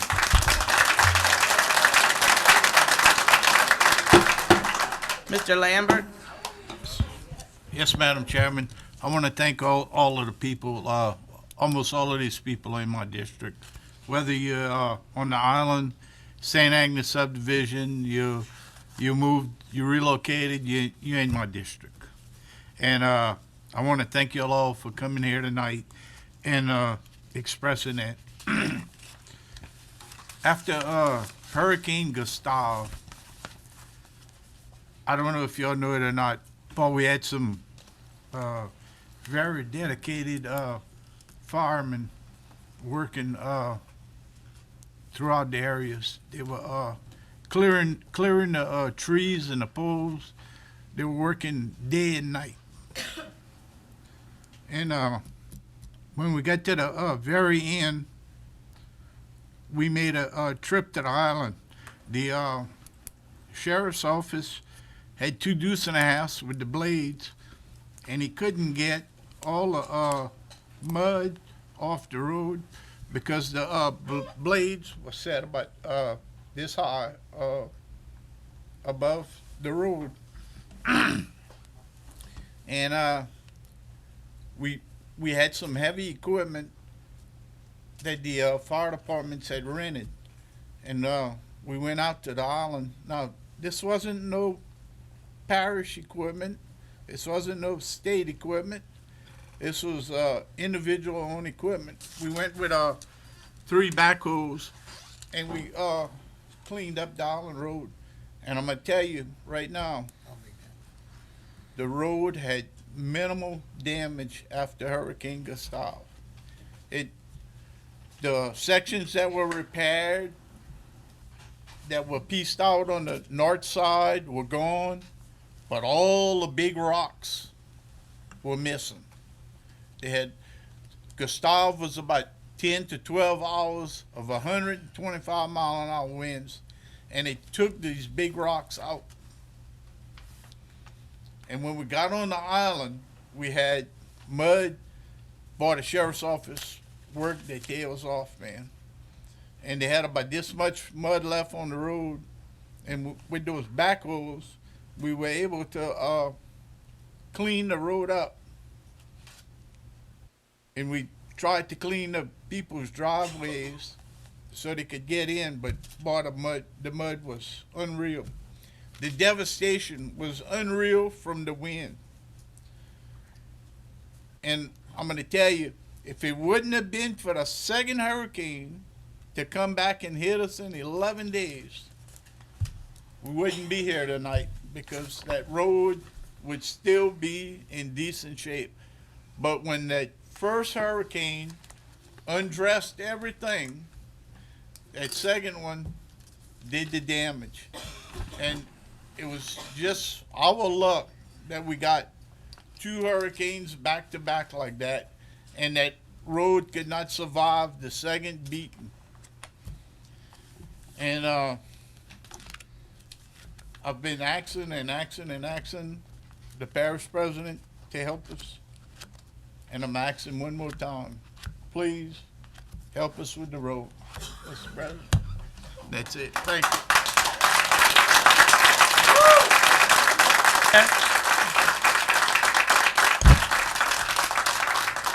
I've listened very closely tonight, and I'm like most of you in the audience. I read my agenda and I, do my research. But if I've got these questions and somebody else has got these questions, I want to know tonight from whoever is here to answer this, what role does this council play in this decision?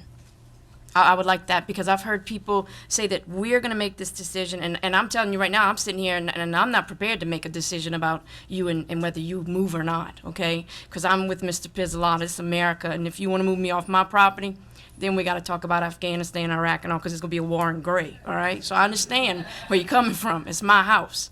So I want to know, and I don't know who can answer that for me, because I'd like it to be clear for the people who watch and who couldn't make it and people who are here. Ms. Cavalier, I see that the parish president has his light on, but as the information that I have on this, we really have no role other than to offer support for or against this proposed idea or subdivision. So to say that we're going to be the ones to financially, and if I'm incorrect, someone please correct me, support this, no, our only decision is to give a letter of support or endorsement of the project. Okay. Second, what agency determines whether this group moves or not? None. None. None. Okay. From listening to what was presented tonight, I would say that this is really 2 parts. We have a community who is making a decision. You've come up with an idea, and you've got to decide whether or not the majority agrees or disagrees. And then we've got a community who exists in an area where there's a proposed development. Your development has nothing to do with their relocation. Your community, St. Agnes, has to do with a proposed development. One gentleman said they've already proposed a development and it didn't go through, and now there's another one. I would like tonight for our administration to tell the people who live in St. Agnes whether, number 1, this has been put up to the Planning Commission, and number 2, what they can do to fight this development if they're not in agreement with it. Mr. Gordon? Well, as I stated before, this addendum to St. Agnes subdivision has gone to the Planning Commission and has received engineering approval. It has not been constructed. It is my understanding that they could construct the subdivision, but it would be up to the parish council to accept the subdivision for perpetual maintenance. It was proposed to the Planning Commission as a single-family residential subdivision. The structures that I saw on the screen today look like single-family residential structures. But that development has not been built. So it's still on the drawing board. Were the members of the St. Agnes community, were they invited to those meetings as in the past, most community property? I'm sorry, y'all. She's gonna get the questions answered for you. Go ahead, Ms. Cavalier, Mr. Gordon. The adjacent property owners? The adjacent property owners were notified. We did have some residents from St. Agnes subdivision present at the public hearing. In fact, there were some objections by residents in St. Agnes subdivision to the subdivision because of the drainage issues. But of course, this subdivision is being designed to the new storm drainage design manual, which is different from the old St. Agnes subdivision that was built back in I guess the last addendum was built in the mid-'80s. So the drainage requirements have changed dramatically. Okay. Is there another planning commission meeting that has to be held concerning this subdivision before it comes before this council? Final approval. Final approval. So the people in this subdivision need to know that they still have one more chance to state their objections publicly? There will not be a public hearing at that meeting. The public hearing was only at the preliminary conceptual stage. So there would not be a public hearing, but it would be on the agenda, and there would be a public notice in the newspaper. Certainly, the councilman from that district would be notified as well. Will there be a public hearing when it's presented to this council? Yes. So people of St. Agnes, you need to call up. After it's built, correct. You need to call up the planning commission. Yes. You need to call up the planning commission, and you need to see when you get to voice your opinion, okay? I understand your frustration. Believe me, I've been there. I understand, okay? The people of the island, I cannot tell you how much respect I have for you and the lives that you lead. I think you live a very hard life. I think that the life you have is very rich, and I don't blame you for 1 minute not to want to leave that.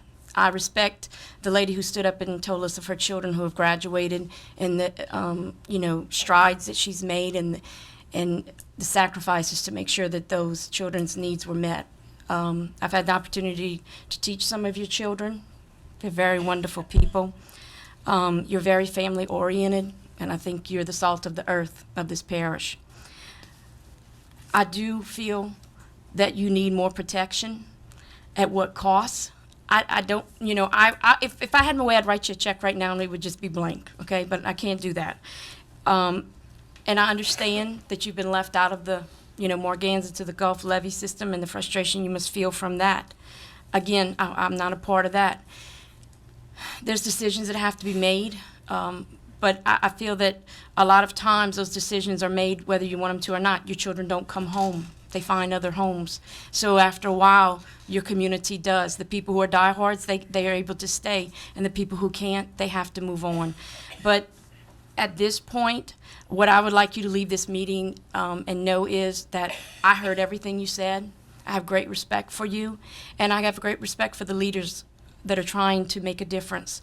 I don't know who's right and who's wrong. I know that I heard the majority of the people what they want to do, but Mr. Nakin, like I heard you last night say, a lot of people will not stand up in front of this mic and say how they feel. So I'm very aware that there are two sides to this. But again, the people who want to move, ultimately in years to come, they'll move. And the people who want to stay, you won't get them to leave, even if you tried. So I thank you for coming tonight. I really was impressed by your words, and I felt them. Thank you. Thank you, Ms. Cavalier. Mr. Kevin Voisin. Thank you, Madam Chair. To the people from St. Agnes, first, I agree there's kind of two issues. One of the big problems with this issue is there's too many issues at one time to kind of swallow. To the people saying that there's a lot you can still do, and I was shaking my finger meaning that don't think that you got to wait till this is built. There's a ton you can do. While there may not be a public hearing, it's really easy to figure out who's on the planning commission. You can send emails, you can make phone calls, you can send faxes, not only to that commission, but if they have their personal contact information on their website, which a lot of them do, use it. I mean, that's what it's there for. These guys understand, they live in the parish, that in my estimation, they're pretty good. I mean, I think that they do a really good job. There's a lot that can be done. I think that there's a lot of notification criteria, like a 4x4 foot sign that has to be posted. all sorts of other things that had to happen. I would suggest that you get to know the code real well, and you see if any of that was done or not done, and you bring that to the Planning Commission's attention. I really want to identify, but I just can't because I'd have to identify the whole room. I would say that this is an argument for what I've said for a long time since I've sat at this council. Adjacent property owner only notification is dismal. I mean, it means just the person who gets touched. We really need to expand that to at least 500 feet. In my opinion, more like 1,000. I'd like to direct that we look at this in the proper either committee or subcommittee, and we can decide that later, but that we look at expanding that notification, because we've looked at it before. We already have expanded it somewhat, but we got to go further. I mean, it's just not enough in some instances to have only the person next door. If it only touches 2 pieces of property, then 2 people get letters and no one else does. That's not enough. I sympathize with you guys. The issue at hand about the island, look, neither have I, nor should anyone, nor will I ever tell another man where he can or cannot live. You have a right to the property that's yours. I will fight for that right just like anybody else. There's nobody that can tell you where to live. And if they tell you where to live, they tell you have to move, you fight for that. That's what we do. I mean, it's very interesting to me that this is eerily similar to the reason there's residents on the island to begin with, which was we don't want to take the Trail of Tears. I mean, there's some powerful emotions at play. I'm excited to see everyone here, although I feel for you guys all having to come and sit here like we do, but it's important. It's important that you guys come out, and those of you who came up and said one sentence and thought maybe you didn't say enough, you said plenty. And the people who didn't say anything, you said plenty by sitting in those chairs. I want you to know that as a councilman, I have a responsibility to question costs and maintenance of things. We spend a lot of money, and we're bound by duty, but also by my own conscience to question projects and to question their validity. And I want to put this in a different context for you for just a minute, and then I'm going to come back around. If this was, in my district, I have Ellendale Country Club or Ellendale Subdivision, very affluent subdivision. If this was a $10 million project that was only to access Ellendale Subdivision, how would people think differently about this? How would the debate be different? It would be different because there'd be a lot of questions to ask to make sure nobody's getting paid, to make sure that we're not using too many dollars for too few people. I would ask those questions if this was for an affluent community, your community, my community. Those questions have to be asked, okay? And I'm not afraid to ask those questions. We have to spend this money wisely. We haven't done that in the past. It's one of the reasons the road's broke in the first place. I want to say that the solution is in finding permanent solutions, whatever they are. If that's, building a $20 million project, but that we know is never going to go away, fine, I can support that. If that's, a ferry, or if that's saying we can't maintain the road ever because there's no money, or if that's relocation, I don't know what it is. It's probably, the real answer is probably something nobody's even talked about yet, and we all got to keep thinking real hard about this. But we have to find a permanent solution. I'm not willing to vote to spend one more dollar on the same old road that's going to wash out in 6 weeks after we fix it. Now, something that's permanent, that really lasts, it does have a lot of value. It has a lot of value down the bayou, up the bayou, all over the place, because there's I think a Ducks Unlimited coastal restoration project is just on the other side of that road. We need to keep that. We need to be building marsh. It's one of the few places we are building marsh. To those who are trying to preserve their culture and heritage, and Paul, I have a slide. I don't know if you can get it up. When I thought about this at my house, there's 2 images that came into my mind, and these 2 images fought in my mind all night last night thinking about this issue. And I think they're worth sharing, and if the council will just indulge me, I'm just about done here. These images are powerful to me. Up on the top left is a student at Tiananmen Square who protested his government's tyranny, who wouldn't, basically, if you wanted to put it that way, let them live where they wanted to live and how they wanted to live. This image is interesting because that person lost. I mean, he didn't actually get run over as they'd like you to believe, but he lost. It didn't help in China. Within 6 months of this picture being taken, the Soviet Union no longer existed. The Berlin Wall had fallen. And there are those who argue that this image in particular, this one man standing against incredible odds, inspired the people over in Berlin, inspired the people who rose up in the Soviet Union to do something. And I believe that the island represents this type of nobility, that you guys are standing up in the face of not having barrier islands, in the face of our state and our federal government's woeful handling of our coastal of our coast. We should have barrier islands. We should have protection. We should have had it years ago. And you guys are standing there as the last testament. And I admire that. And there is nobility in that, and I thank you for that. You remind me who I am. That image has to be balanced with the other image. And it's the one that scares me about this whole issue. In the left image, there's a lot of nobility. In the right image, there's not. And what I worry as people make their individual decisions, we have to balance these two issues. I don't even think I need to talk about the other image, but we have to balance and we have to find a way. I would encourage the chiefs, get together and find a common ground, because I will tell you, island or not, there's a risk of losing a community that I think is beautiful and is something that's important to our Terrebonne and Cajun culture. If we get in a big rift about this, that everybody loses. Let's get together. Let's find a permanent solution. I don't care what it costs as long as it's permanent. But I will not vote for $1 that's just going to wash away in a week. I can just tell you that. But it's important, and I thank you all for being here, and I thank you for your time. Thank you, Madam Chair. Thank you, Mr. Tillman. Thank you, Madam Chairperson, and certainly I'd like to thank all of the residents that decided to come out tonight. This is a beautiful thing. It kind of reminds me of various individuals that come before that podium, and one individual in particular, I won't call the name, but I guess once I say this, you'll know who it is, that says that the people just don't know what's going on. They don't know what's going on. When something matters, folks come out. And this is what you see. You understand? It tells you that folks are getting communication. They have an ear for what's going on. So don't ever let anybody come before here and say if something out there and people just don't get the information. Believe me, when it's something of importance and people get it, they're gonna come to that podium. And you've shown that tonight. And I say to you, stay vigilant. I think about my American history class when we were discussing great American explorers, De Soto. We talk about Christopher Columbus. We talk about Marco Polo, Ponce de Leon. But in the midst of all that, I look at it and I see Native Americans. I see Native Americans in the midst of all that. But after getting out of school and looking at where I live, this place called Homer, and I said to myself, I can't understand this, that I can see all of the great American explorers. And then I come here in the place that I live in, and it is named Homer's. And then I look at the big logo, it has Indians on it.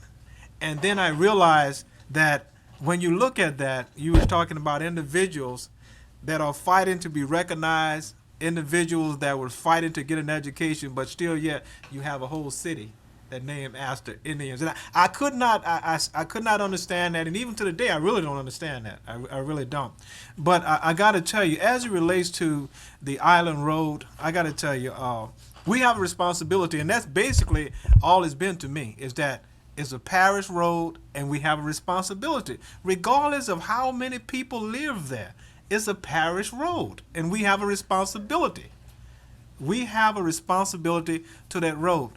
Madam Chairperson, I need to ask our parish manager a question. Sure, go ahead, Mr. Levron. Is that a parish road? Yes, sir, it is. And being a parish road, what is our responsibility to that parish road? To see that it's what? We have a responsibility to maintain and operate the roadway in accordance with applicable standards. There's a number of and as a parish road, do we go in and in order to do repairs to the roads, we go in and see how many residents live along the road? Is that part of the equation? No, it is not. If it's a public road, it is public road, and it should be maintained accordingly. However, I will have to say, just to put in perspective, this particular road has its particular problems, and it's a financial problem. And we're trying to work through that right now with the regulatory agencies, in particular FEMA. The parish president has got a meeting set up with the head of the Governor's Office on Homeland Security to talk just about this issue. The amount of money that has been offered to the parish as of right now to repair that road will not repair it sufficient to provide for any long-term security. It's through this process that there's an attempt to justify a higher level, a higher standard of repairs, to where whatever we put down there will provide, as Mr. Voisin said, a permanent solution. And again, with the permanent solution, unfortunately, there's an increased cost. And we're trying to squeeze as much money out of the federal government to restore this roadway as we possibly can. Would it be safe to say that this is not the only road that have quote-unquote certain challenges relative to it? Do we have other roads in the parish? Well, of course, there are challenges throughout the parish. This one is at the top of the list in terms of the greatest obstacles to getting it done correctly. But it does not make it less of a responsibility. It is not. No, not until such a time as the parish government declares it is no longer necessary for a public purpose, and to revoke the public usage of the roadway would it reduce our obligations.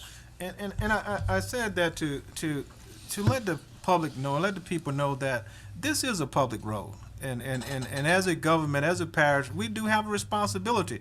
I don't know the outcome of the subdivision, whether the subdivision will be built, whether or not the residents in the area will move to it. That's not that really to be frank with you, I'm not even concerned with that at this point. Really, I'm not.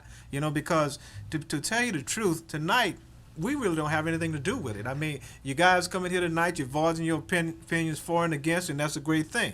But really, as it relates to the subdivision, there's really nothing before us tonight other than, like the chairperson said, is hopefully out of this whole thing you get a commitment letter from us that will support the possibility. But I just want you guys to realize that we cannot shunt our responsibility as it relates to that public road.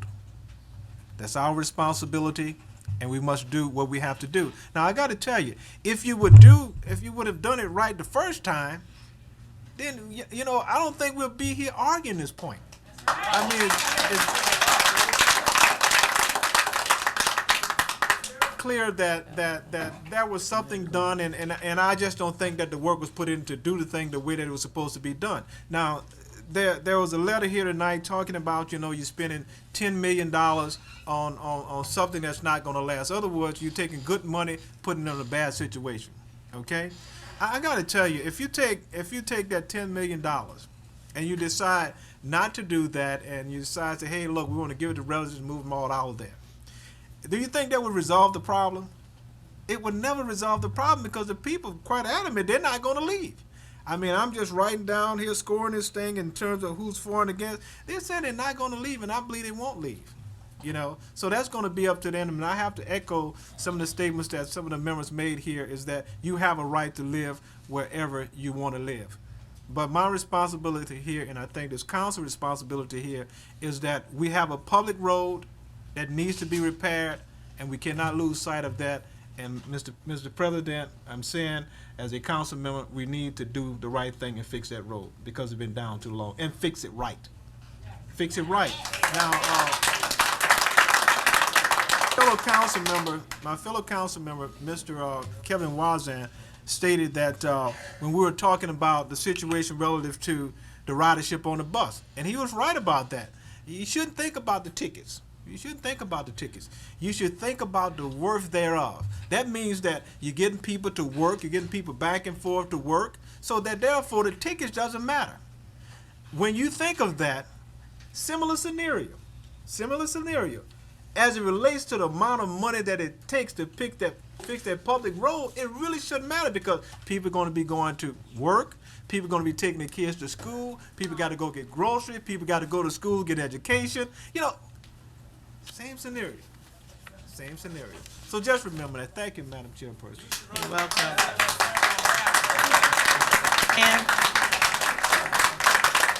Mr. Seahan. Thank you, Madam Chair. Again, I want to thank everybody for coming out. I see a lot of friends in the audience, both from the St. Agnes subdivision and the island. I own a lot of boats. I love to fish and hunt, but my kids, my nieces and nephews, we fish on that island road. It's fun. We catch crabs. We do a lot of stuff on it. Ms. Chesson and I, right after the storm, started working on a little project with Shell Pipeline, Ducks Unlimited, and Wildlife and Fisheries to try to get some funding to repair the road. We haven't got it yet because it doesn't happen overnight, okay? But we think it's worth fixing, and it's worth keeping these people in their homes. Mr. Tillman said something earlier about individuals. They're part of a tribe, but they're individuals, each and every one of them. And you said something about the logo. We have 2 Homer policemen. Show us your shoulder. It says it all right there. Thank you, Madam Chair. Thank you, Mr. Claude. Thank you, Madam Chair. And I'm most appreciative to have the opportunity to straighten out a lot of things right now. First off, on the construction of the subdivision, this went before the Planning Commission quite some time ago. At that time, to my understanding, nothing was being said about relocation of any Pointe-au-Chien or Ile de Jean-Charles Indians. And I can assure you of this, during that period of time, we've heard complaints, at least I heard complaints, concerning the drainage requirements that were being placed on that developer. In fact, if I'm not mistaken, and I'm trying to recall, I believe he actually came to the council to complain about these subdivision regulations because it was indicated that, in fact, it was causing problem with the development in this parish. And the council at that time basically indicated that those regulations are to prevent people who are here from flooding. And quite honestly, our parish government worked hard to make certain that those regulations for drainage were included, and it's my understanding it's there. Now, at this stage of the game, after what it's gone through, the only thing is final. You're welcome to look and you can find out what are the drainage requirements if somebody would want, but on the other side of the coin, and once the subdivision, if it's constructed according to the way it's been approved, then the only thing after that is final approval by the Planning Commission, and then of course it goes to the council for ultimate acceptance of the streets and the improvements after it's been constructed in a way that should not cause problems on either drainage or sewage. I wanted to mention to you a couple other things. I heard during the storm that when the water didn't go to the island for a long time, that they had turned off the water because they were trying to push people out. When in fact the road had degraded, so they had to send divers down to actually find the breaks in the road in order to repair the lines. And this particular thing, I've been hearing that somebody's going to disconnect the power and do all the items that they have. That is not the case. No one is going to do that that I'm aware of, and I'm certainly not involved in that. On the road, let me explain to you what took place. When the road happened, and just like Councilman Pete Lambert, who works hard to represent that district and has been working very hard in this particular area, we came as an emergency measure, and if you remember, we spent $700,000 to put a shell in the road. We immediately put ordinances to prevent people from fishing, stopping, doing all the things that they should have done. We actually had little places for people to turn off on the side of the road, and we put all that there. Understand, parish government does not include anything to do on enforcement. I want you to understand that. Second thing is after that thing, we had a couple of events where there's some high tides that came in, and it washed away a lot of that. We've since gone and put some rock a number of places, but it is extremely dangerous, and that has been a high priority for us to do that. We actually have a gentleman who's supposed to be checking those cones there periodically, but when the tide gets up and goes across the island, the road, it washes them away. It's correct. the road wasn't constructed the correct way from the beginning. It should have gone to Montague instead of going to Pointe-aux-Chenes in that area. But what happened is what it is. And what's happening, and let me just explain, we spent $700,000 of our money, which we don't even know we're going to get back at this time. FEMA, we went to them, and I believe the first money that they suggested for us to try to repair the road was $1.2 million, which wouldn't do anything. We ended up where we've since ended up where we've gone back and forth. We've had representatives from GOSEP, and they've been working on these, what they call PW, project worksheets, in order to up that amount. We believe we have it to around $3 million, but we're trying to get it up higher. And we also think that we may be able to get HMGP funds, which are hazard mitigation funds, to match that amount to make it $6 million. $3 million is only going to put it back basically exactly like it is. And the next big event you have, it's the same way. We're hoping that with the extra money that we'll be able to actually elevate it a little bit and actually put some revetment on the side so it doesn't pass through there. Now, let me just also clarify one thing.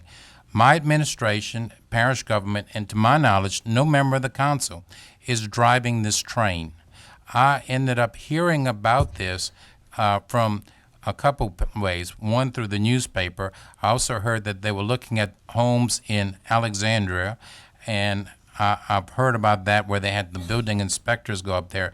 But in no way, shape, or form are we pushing anybody. In no way, shape, or form are we indicating where, if there was a relocation, where the relocation should be.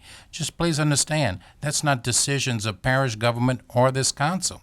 That's decisions that are being made outside of this. I will suggest this, since all of this hit the paper, I have received emails from people in other parts of the state that have indicated that if in fact there was a consensus for relocation, they may be able to find federal funds for the relocation. And of course, if that were the consensus, parish government would do whatever they could to support that effort. However, again, we have to make some determination as to what is the consensus, and that's one other thing. I also know this. Today I saw Mark Ford with the Indian Affairs for the state of Louisiana today, and he also indicated that they would do whatever necessary to assist if that is in fact the desires of the people who live on Ile de Jean Charles. Now, I don't want to get involved between the Biloxi Chitimaches and the Houma Indian Nation. I'm just suggesting that I hope there is a consensus. I will say this, and I promise that if I can do anything to facilitate any decisions that will go through, you can rest assured I will be more than pleased to do that. But no one is not trying to fix this road, and no one is trying to do anything other than hopefully this time we can build it so that it doesn't wash away the next time there's a storm. And that's what we're hoping. One last thing, and Madam Chair, I don't know what you want to do. Somebody handed me in the audience right when the thing was coming. It was a letter from Father Rock that he had faxed to somebody, and they gave it to me. And do you want me to read? Yeah. Submit it. Through Mr. Lambert, if you would read it, Mr. Lambert would have to make a motion to accept it into the minutes. I'll make a motion to accept it. This is from Father Rock, who evidently faxed it, and it says, "This is a letter expressing my thoughts on relocation to be considered tonight at the council meeting. Sorry I can't be there in person. You're in my prayers, Father Rock Nakam." And it's addressed 10/14/2009, Terrebonne Parish Consolidated Government. And it says, "Since I cannot be present at the meeting due to other commitments, I want by this letter to express my thoughts and feelings on relocation. Like most people, my first preference would be not to relocate if there would be greater protection of the island, and most important, if there would be a road that would not flood every time the tide rises a little.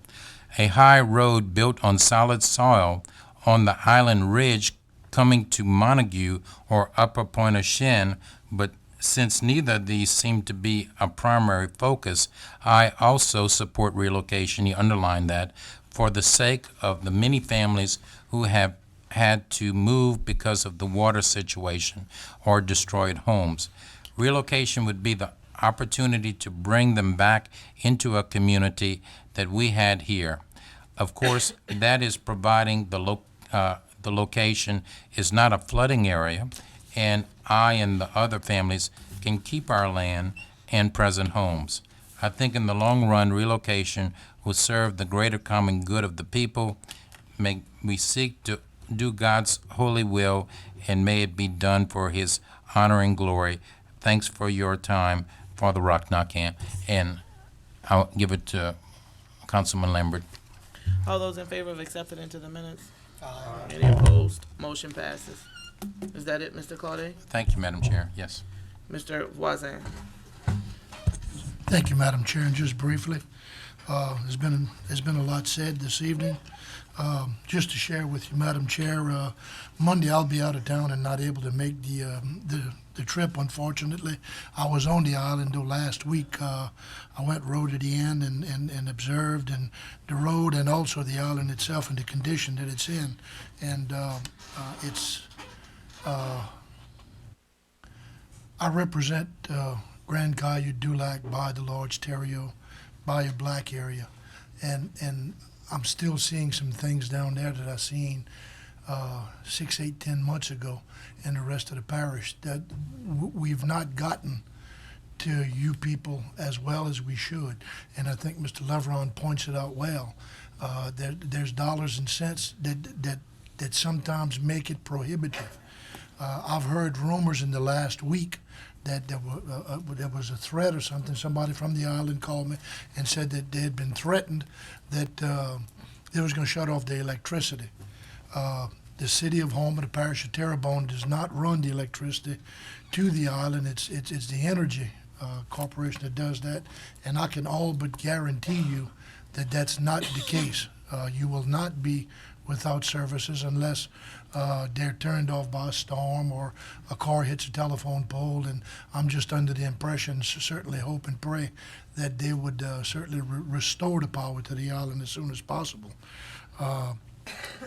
I don't know, and I'm one councilman, I've been here 10 years, but I don't know where the dollars are going to come from to build a sustainable road from Pointe-aux-Chenes to Île-à-Jean-Charles. I don't know where it's going to come from, but I do know that we have, and when I say we, I'm talking about administration and this council, I feel, have worked and have thought about and have looked into means to try and acquire the dollars necessary to build a sustainable road.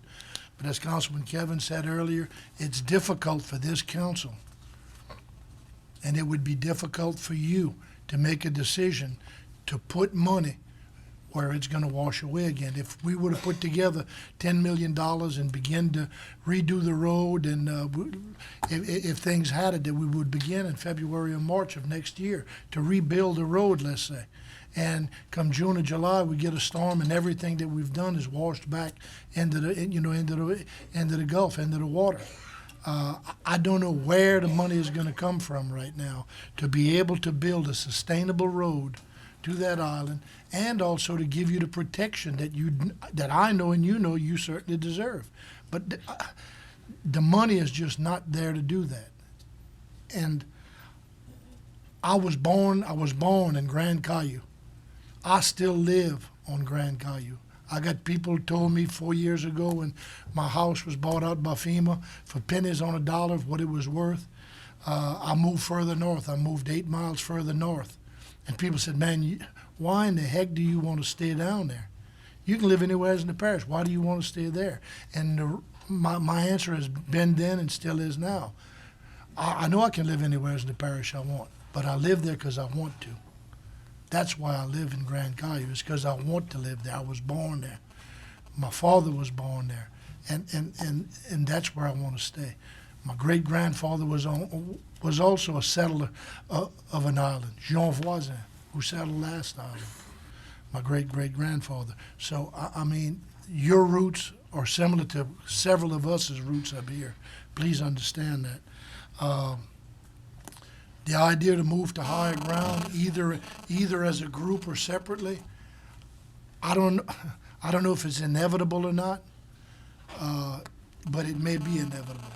I know I've had to move 8 miles further north, and the house that I live in now, the house that I had on Tremper's Row in Grand Caillou was on a slab. When I built my house, FEMA says, if you build at this level, you'll be safe.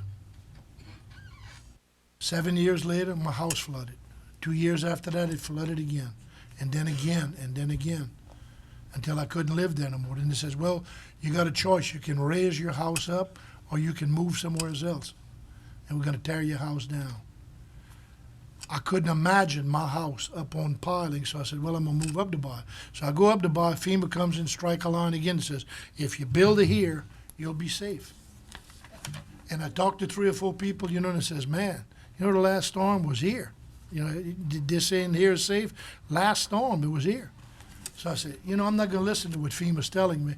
I built my house 10 foot. And guess what? Ike, Gustav and Ike, prior to that, Rita, I had water 2 foot and 3 foot under my house. Had I listened to FEMA again, I would have flooded 2 more times. Everything I owned would have went underwater again. And I'm not saying that the federal government's wrong, but please understand, whatever side you're on this issue, and this is a very important issue, whether it's to move or to stay, whether whether you go to higher ground or not, it's a decision that only you can make. Only you can make it. If it's to go into a subdivision in Berg, if it's to move on the north side of the Intracoastal, whatever. But all I can tell you is that I know I had to move. I had no choice. I had to move. And I still got a lot of friends and family that live on Grand Caillou and Tremper's Row. I still got people down there. And I represent those people as well as I can. But I can't give those people any guarantees. I can't give them any guarantees. We just spent on Grand Caillou $30 million for a levee. And I don't know that the next storm that comes through is not going to top that levee also. All the levees that we're building right now throughout the parish, Montague and South Lafourche levees that's been built for years, and all of the organza structures that we're building right now. What you have to understand is no matter what you want or what we would want is negligible. God will decide. Thank you. Thank you, Mr. Aber. Well, I guess I'm the last council person to say something. I'm not going to say too much tonight. I'm going to kind of reserve my comments until after I go out Monday and view the island and actually see what it is. But I do admire the gentleman here for having the foresight to look towards the future and realize what Mother Nature is doing to his homeland. I do admire you for doing that. I think that's good wisdom on your part. I do admire the young lady here talking about keeping the people on the island, that that's their heritage and that's their life. I think you make a good, valid point also. But I think in the end, we all have to do what's right. You all have rights. This council has rights, and we're going to do the right thing in the end. To the people on St. Agnes Street, I admire you to come out here tonight in front of all of this and voice your opinions. And Ms. Cavalier, I guess probably Mr. Kevin Vaza and myself, we face the same problems you face. We're facing growth in our area, North Terrebonne. We're facing subdivisions going up next to each other, streets going up next to each other. And all these pose tremendous problems to us: drainage, sewage, everything. And as they all stated, you can see the concern in their voices that it is a tremendous problem. And I admire you for standing up here and looking at them. I can say this, that as far as your drainage is concerned, that the parish has hired an engineer to perform a study, because I think y'all in the Lacache Basin, to come up with some recommendations on what we can do to better improve the drainage in your area. I think Councilperson Seahan and Lambert supported that, and the council did support hiring that engineer. So hopefully we can solve some of those drainage problems for you down the line. As far as growth, I don't think we can ever stop growth. You never know. You figure you buy a piece of property and it'll always be vacant and no one will ever live next to you. Well, I don't think we can ever guarantee that anymore. But I'd like for you to stay involved, and it's sure concerning the drainage, because that's so important today when water is being dumped from one area onto you, and you want to ensure that that won't happen to you. And I think if you stay involved, I'd like for you to stay in contact with the parish to see when this engineer will make his presentations, where you can come and be heard and make sure that your area will be kept dry, even if this development does come to pass. I admire you for doing that. But with that said, I see one more light, Kevin, but I was going to make a motion, Madam Chair, that before we go on to the agenda, we have a 5-minute recess to allow people to leave, and we can continue. Motion and a second on the floor. Mr. Kevin Voisin. Thank you, man. I just wanted to make a real interesting point. I've been on the council not very long, but almost a year now. And you have super strong opinions in this room, people who differ greatly. I see 3 potential powder kegs in this room, and I'm just so pleased with how everybody has done this the right way, where this whole room is looking for the right solution, and we've kept it civil. And I mean, it's just a beautiful testament to me of how democracy can work when everybody really wants what's right and is not worried about who's right. And I want to thank everybody for making this a positive experience where we can move forward and not some kind of crazy fight where we all get thrown out and everybody has a bad taste in their mouth. So thank you, because it's remarkable to me how incredibly well this has gone, and I thank you all for that. Thank you, Madam Chair. Mr. Tillman. Madam Chair, just briefly, for Mr. Leveron. Mr. Leveron. Mr. Leveron, I think it was last year, we had generated some money. We had a project, I don't know if it was Ward 7, but I know the money was taken from each council member district. That's correct. From my district, it was $400,000. How much did we raise with that by shifting those dollars from various district monies that they? If you're referring to the Ward 7 Yes. Phase 2 projects, $5.7 million. Now, we raised $5.7 million, okay, collectively as council members. Southern side all the way up to the northern side. I know I could have used that $400,000, but there was a greater need. There was a greater need to protect the people with Ward 7. And when we talk about can we get the money or where we going to get the money from, make a collective effort amongst these council members. Just like we did in that effort and we made it happen, I think as it relates to that road, we can make that happen. Now, the parish president mentioned, I think it was $3 million so far, Mr. President? I'm trying to make it 6. Trying to make it 6. So that means if we trying to get to 10 or 11, and you're trying to make it 6. And in a short period of time, we went through our various district finances and came up with that kind of money. And I believe we can do that again and come up with another $3 or $4 million to do it collectively. Now, if everybody's passionate about the love for the people on the island, like they say, I'm willing to do that in my district. Now, the question is whether everybody else willing to do it in their district to make it happen, because I think the consensus is that we want to do it, but do it right, okay? And from what I'm hearing, to do it right, we need around $10 million to do it right. So let's not allow $3 million to stop us from doing it right. So think about that, and I believe we can get it. All right, thank you. There's a motion and a second on the floor for a 5-minute recess. All those in favor? Aye. Any opposed? Motion passes.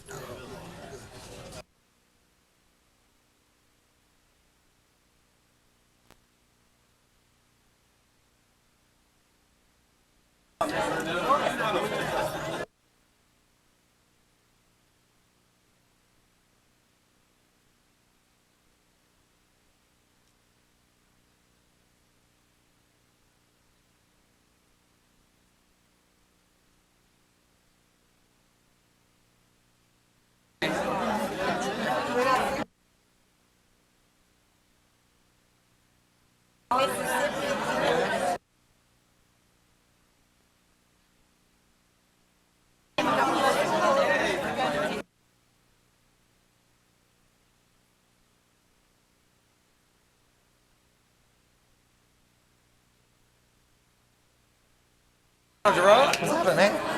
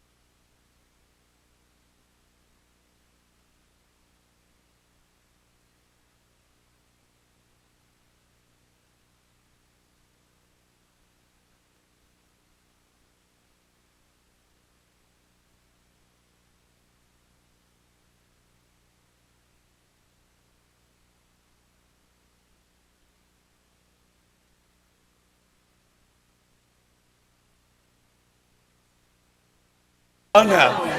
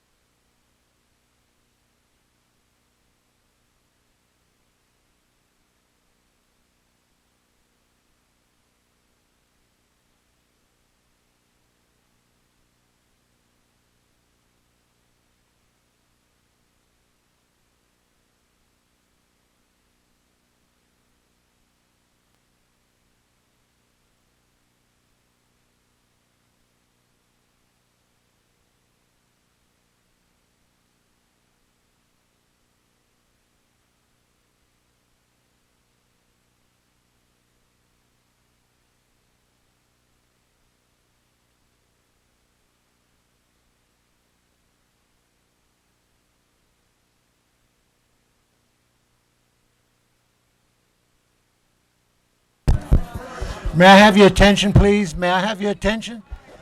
May I have your attention, please? If you may I please give me your attention?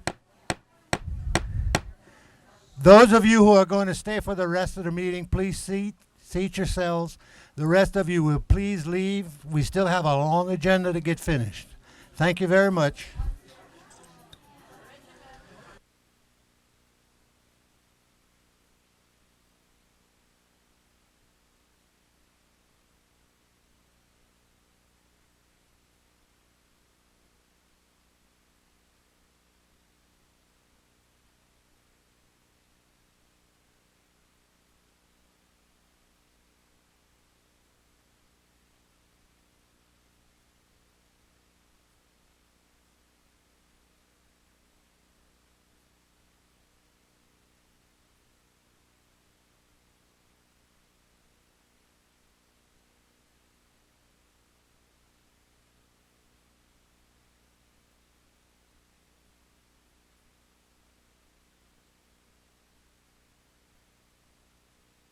They feel as though it's necessary.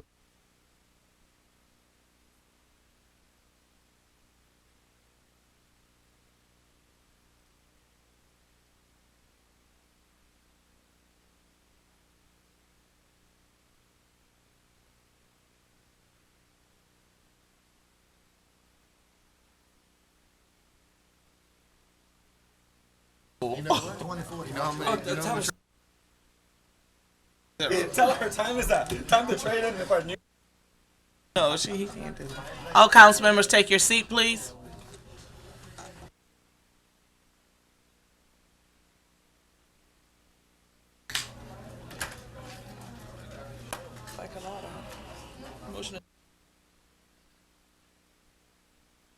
All in favor? Any opposed? Motion passes. 4-5. Mr. Mickey Fonseca, Houma resident, wishes to present a petition requesting that the Good Earth Transit Service be expanded to include LA Highway 311 to the mental health clinic. Mr. Fonseca? Good evening, fellow councilman. Mickey Fonseca, 253 Magnolia, apartment 2. I know y'all, it's been a long night, and I'm gonna be short and sweet. First I'm gonna read you my letter. Dear council member, I'm a mental health consumer on public bus service. I find it difficult to get to the Terrebonne Mental Health Clinic located at 5599 Highway 311, Houma, Louisiana. The current bus stop is located at the corner of Tunnel Boulevard and St. Charles Street, which is approximately 0.53 miles away from the clinic. I have spoken to other consumers who express that they are in the same situation. I would appreciate if the council would consider a request to add a stop closer to the mental health faculty. I also submit a petition along with this request. Some of our clients who are on mental health medicine, by them having to, I thought most of you might know, the mental health office used to be on Moss Lane, that which was off Tunnel Boulevard by the old the racetrack, the off-track vetting facility, and it moved to 311. Some of our clients who is on these medicines, psychotropic medicines and stuff, cannot be in the heat, and by them walking, it makes it difficult. I also have a letter. This is from Miss Brooke Guidry and Miss Karen Schilling, the director of Region 3 of the Department of Mental Health and Hospitals. To whom it may concern, I'd like to express my support to request to establish an attic bus stop on near 311 near the Terrebonne Mental Health Center and the Medicaid office. There are many clients who are on public transit to attend their appointments. Currently, the nearest bus stop is on Tunnel Boulevard. The distance between the location and mental health center is a challenge.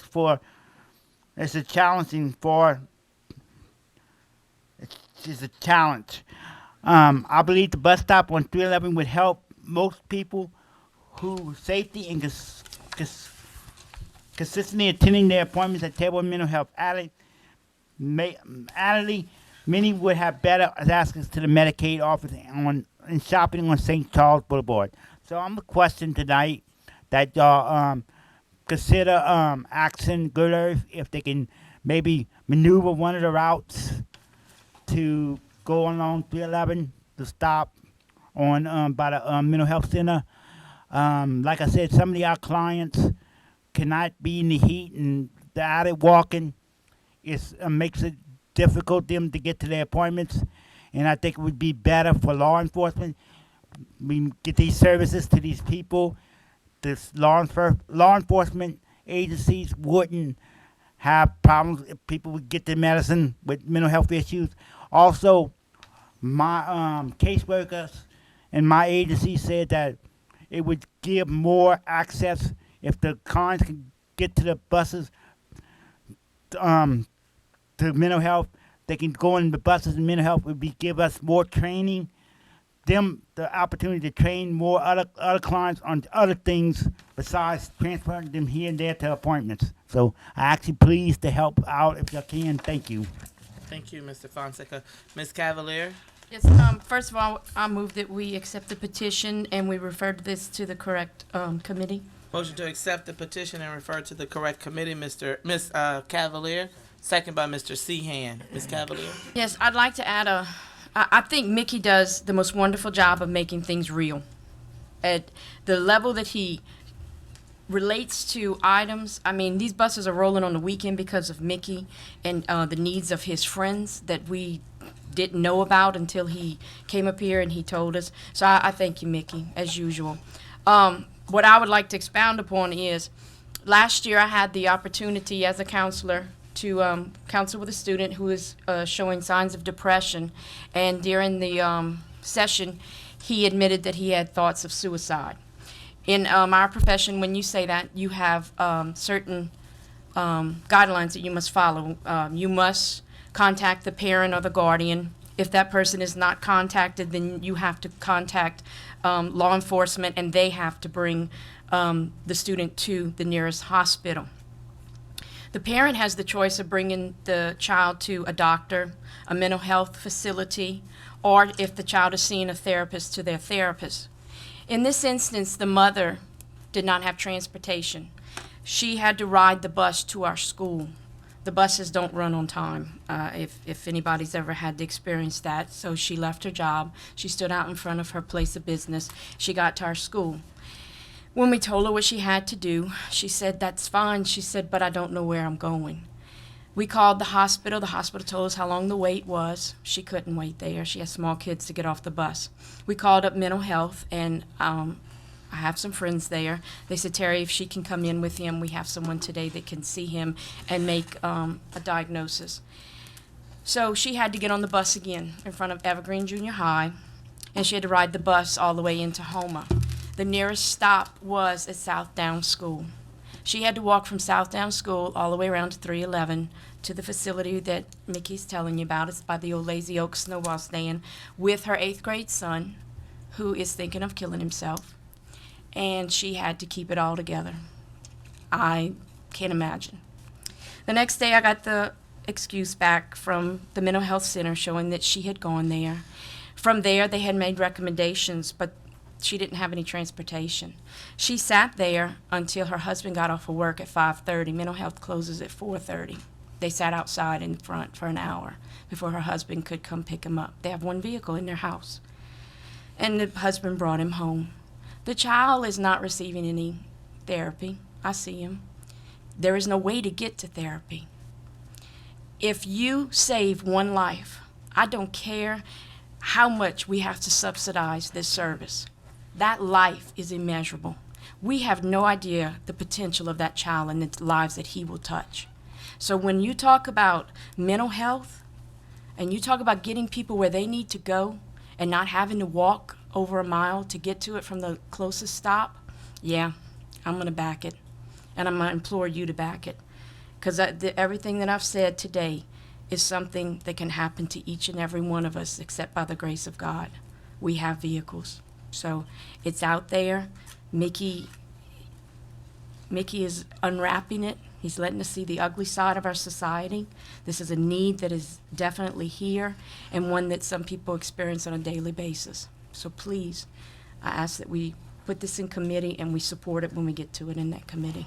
Thank you. Thank you, Mr. Kevin Voisin. Thank you, Madam Chair. I also have seen this need, and also for a stop at the DMV, which is an important stop when you start thinking about people who need to get their license and actually want to follow the law and not drive until they have it, and or drive until they get it back. And I think that's always been a hole in the system, that we don't have a stop there. I have been working with Mr.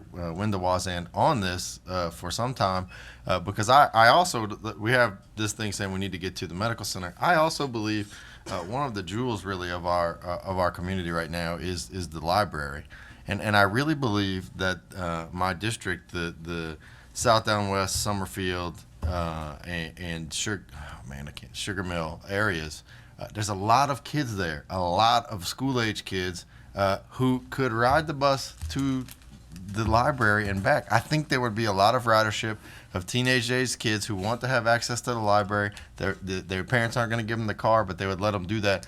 We've developed a route already. And I would ask if it's okay with the person who made the motion in the second, that we bring that route to the committee. It would include the library. It would include the mental health facility. It would include the DMV, and would also include stops on, I think, St. Charles and Valhalla. And I really think we could actually add ridership from a demographic I think we don't normally associate with the bus, but things are changing. I mean, the bus is not what it used to be. When I was young, the bus was an anomaly. Now, a lot of kids are looking to get that on that kind of public transportation. It is a different landscape, and I really believe that there's a large number of kids who would actually ride it to and from the library if, in fact, that was an option. So I support this wholeheartedly, and there's already a route that's been developed and researched. It can be tweaked. I'm not for any particular route, but a lot of the work's already been done on this. Thank you, Madam Chair. Thank you. And just from the chair, I echo what Ms. Cavalier said. I understand and I support the library, but when you have two state facilities there, we need to have access there. And when you see, it's in my district, so when you see people walking from Burger King in the middle of the daytime trying to get to mental health or Medicaid because they still have to get there to try to pay for the services that are being offered, then we as a council should be doing something to help these people and to provide services. And to those or whoever is saying that it's a waste of taxpayers' dollars for us to have the bus system, I think we just heard the biggest need. And oftentimes when we have to do things with CDBG funds, we have to meet certain criteria and address certain areas. But oftentimes those that are disabled are left out of that. And I just think that it's high time that we start doing something to try to continue to help these people. Mickey is a very good advocate and has been helping out to bring a lot of things to light that we need to start doing. So it's not every problem that we can solve, but I think a bus route should be the easiest and most simple thing that we as a council can vote on and support. And I would hope that everybody would support this cause also. There's a motion and a second on the floor. All those in favor? Aye. Any opposed? Motion passes. Item E, Mr. Reggie Dupre Jr., Berg resident, wishes to address the council on the following two topics: the proposed legislative coordinator position consultant for the parish government and for the Morganza Action Coalition, and the proposed position of public safety director for the parish government. Mr. Dupre. Thank you, Madam Chair.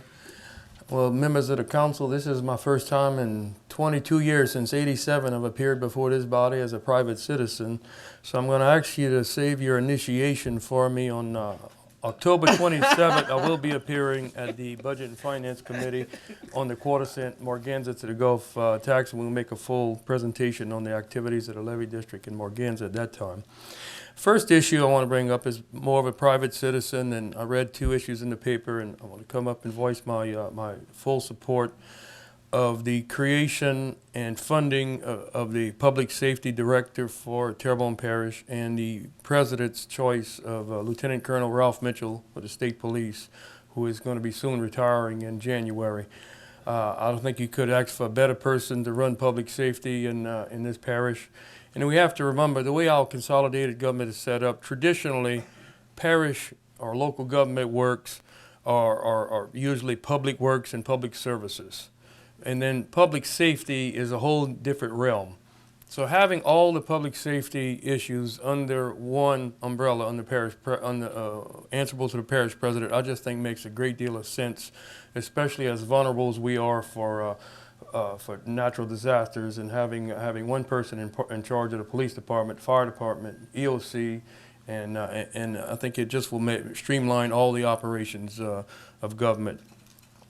Other issue I want to bring up and offer my support for, and I've been saying this for years, not just because the parish president has suggested it in this year's budget, there needs to be some kind of voice in Washington and Baton Rouge of representation of this parish.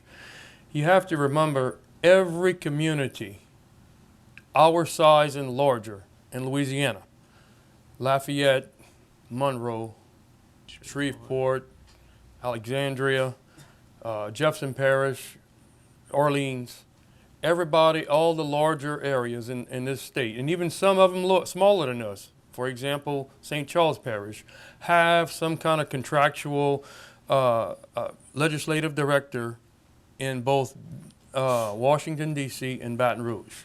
We do not. And I just had a conversation with Mr. Tillman out in the hall.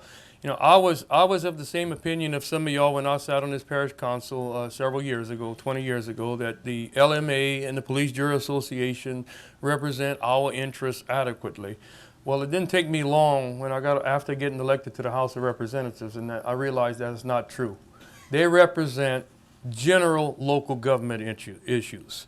They probably prohibited by that charter and their bylaws from taking a position from one parish versus another when you have competing dollars for infrastructure or economic development. So economic policies are so important to this region. And let's not forget that in 1995, one single congressional economic bill that passed under the leadership of Congressman Touzin and J. Bennett Johnston is why we, in the last several years, and last year in particular, had the lowest unemployment in the whole United States of America. It's called the Royalty Relief Act. Now, that one policy and one bill made us and put us on the map. It put Lafourche and Terrebonne on the map. So obviously, we have issues of national significance that we just need to keep a pulse on. I think there's a misunderstanding of what's being suggested. Obviously, for $75,000, you cannot afford a full-time legislative director in either Baton Rouge or Washington. I mean, if you back out the benefits, what you're going to afford, $45,000 or $50,000, but you can sign contracts with these firms who will keep you informed. You know, your congressional and state legislative delegation have hundreds and hundreds of issues to deal with, and when they're in session, sometimes thousands of bills. So having somebody with their pulse on your issues and communicating directly with you, with administration, and with your lawmakers just makes sense. And if they don't pay for their own salary, then you get rid of that contract for make it a year-to-year contract. And that kind of bleeds over into the last issue. Is I want to just support and encourage the parish to continue being a part of the Morganza Action Coalition. Morganza to the Gulf is the single most important public works project for the survival of this parish. And I'm very pleased of how everybody handled themselves and how this council did on the last debate on the Isle Jean Charles. And let me tell you, this... Mr. Dupree, your 5 minutes are up. Motion to extend. Motion to... Got to say that. You know we've been wanting to say that for a long time.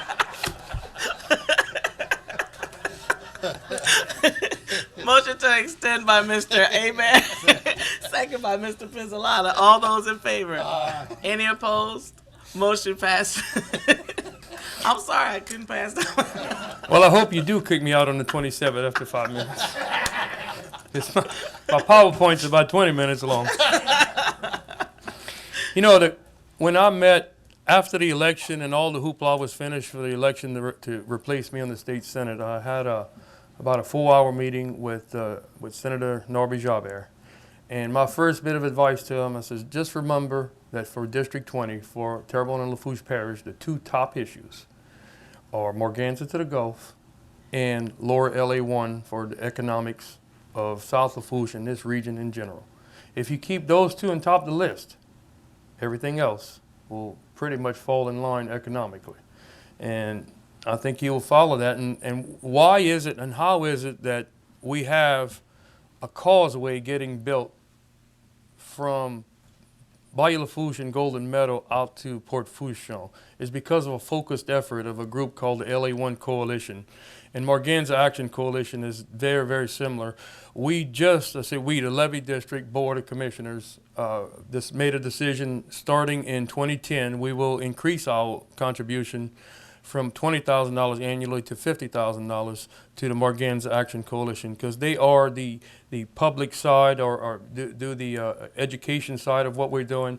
And because of their efforts, when we go to Washington, they recognize who we are. I mean, I can remember my first trip to Washington, which was some of y'all. They didn't know where Houma, Louisiana was. They didn't know what Morganza to the Gulf is. And they see us coming. Some of them hide, but some of them, they really know what our needs are. And, you know, they are working with us for our future. So it's very important that we continue those efforts. And I think somebody behind, the speaker behind me, will be talking specifics of the benefits of MAC. Be happy to answer any questions. Mr. Pezzolata. Not me, I'm sorry. Mr. Tillman. Thank you, Madam Chairperson. A question for Parish President. Mr. Claude. Mr. President, the position of legislative director position, that will be a full-time position with this government? It was never intended to be. It was always considered to be some type of firm that has offices in Washington, D.C. and or Baton Rouge, that you can't afford to have one person who does that, who doesn't have the connections, who's not living there, who's not seeing the staffers, who's not working there. And Reggie, probably better than anyone, can explain to you exactly how the process is. But the staffers are the ones who inform the senators, and they're the ones who get these items in. I'll say this again, and I've told many people, you know, we need about $8 million on the smart lights. When the ARA funds were going through for our last phase, I feel comfortable that we could have gotten that had we had the right person at the right place at that particular time. And, you know, it's substantially different on all these items. The senators have demands from all over the state, and that's true. But please realize they're looking at more general interest as opposed to specific interest.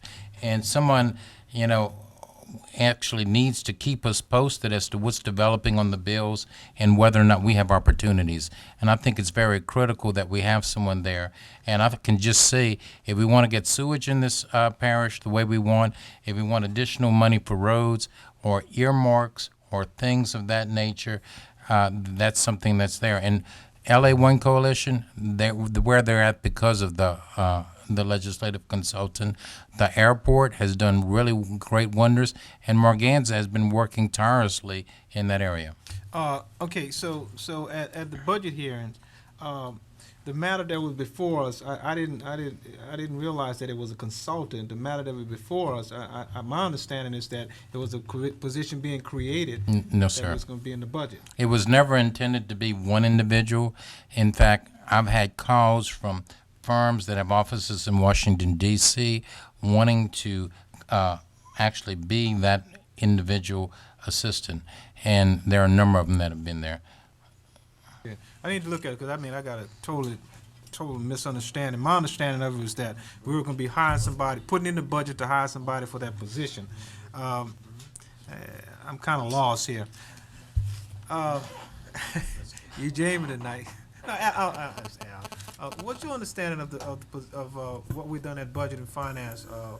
I didn't see where it said consultant. Actually, if you look in the budget message, it was always described as being a legislative consultant, legislative coordinator. A legislative coordinator, someone that would be hired by this government. That No, would be, no, okay. it would be a contract. So we're going to be part of a contractual situation That's with a the consulting intention, group. yes, sir. Okay, all right. That was my misunderstanding of that. Thank you, Mr. President. Thank you, Madam Chairperson. Okay, Mr. Clayton Voisin. Yes, thank you, Madam Chairman. To Mr. Dupree, if I may. Mr. Dupre. Thank you, sir. If you may indulge me, just a brief question, maybe off point. Senator, you were sitting through a lot of the discussion earlier. You're a resident from there and supported and represented that area for 20 years now, I guess, as a councilman, as a representative, and as a senator. In 10 words or less, can you tell me what you would do? In 10 words or less? Well, that's a hell of a. I mean, I've never shied away, but I can tell you my thoughts on Olive Jean Charles. If you could and briefly, I'd appreciate what, it, sir. The hour's late, but and I think I think we deserve I your think opinion. y'all really focused in. There are several different issues on the table here. One was the development in Berg, which is went through the process. Another issue, which is really the only issue directly in this council's control, is the actual public road, which was devastated for many, many hurricanes. And the other issue is the relocation or the movement of the citizens living on that community. You know, all of us, and you and I, Clayton, even as Bayou residents, make the mistake. We say the 5 fingers of Terrebonne. That's really 6. Yeah. That's really 6. The 6th Bayou of Terrebonne lies between Pointe-aux-Chenes and Montague, and it starts near Montague Middle School, and it's called Point Farm as you go in the back of Montague Middle, and the Point Farm Ridge is the Olive Jean Charles Ridge. It's the 6th ridge in Terrebonne. So I would encourage y'all, before going that Monday, take a look at a parish map and look how it lies relative to the Montague, Pointe-aux-Chenes areas, and how it is an old ridge, which is in the most deteriorating coastal wetlands, I think, in the world right now, the area between Pointe-aux-Chenes and Bayou Little Caillou. As a child growing up in Pointe-aux-Chenes, that was in the 60s, there was probably 100 families living there. Very vibrant community. After the Corps of Engineers made a decision after doing the feasibility study on Morganza to the Gulf in around 2001-02, early 2002, a census was done, and with encouragement from the parish government, from the state delegation, from the congressional delegation, the Corps started looking at whether there was some interest of a relocation of the island. And I think for federal relocations, official through the Corps of Engineers, you have to have either 100% or nearly 100% participation. That was probably 50% or less at that time willing to participate. But the thing to remember is when that was done, the spring of 78, it's not 78, the spring of 2002, there were 78 families on the island. Today, there are 23. You've had more than a 2/3 relocation by Mother Nature in 7.5 years. And in that 7.5 years, we've had 3 double-header hurricane seasons. You've had, in 2002, right after this effort was done, you had Isidore and Lily. Then you had Katrina, Rita in 05 and 08, Gustav Ike. I told my operations manager yesterday when I figured that out on the double hitters, I said, watch out in 2011.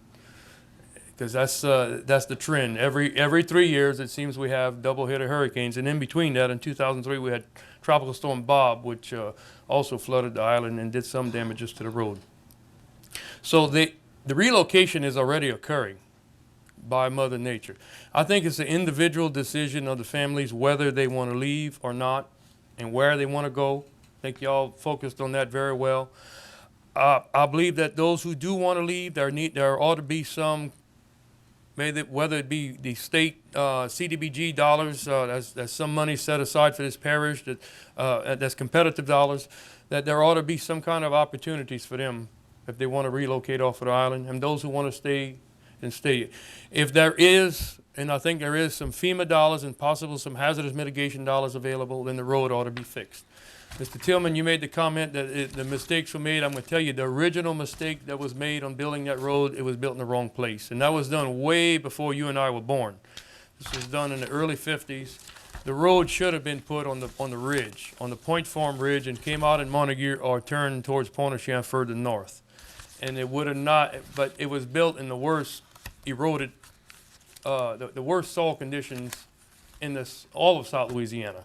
And that's why back in 97 and 98, the parish government, I remember Barry Bonvillain was parish president, elevated that road to a +4 elevation. Today, the lowest spot on that road is about a +1.9. You've had a 2-foot subsidence in 11 years. 2 foot in 11 years in a couple of spots. So that's the reality of what we're facing. And it's a very difficult and a very emotional decision. 11. Thank you, sir. Thank you. Thank you, Madam Chair, for indulging me. Mr. Kevin Voisin.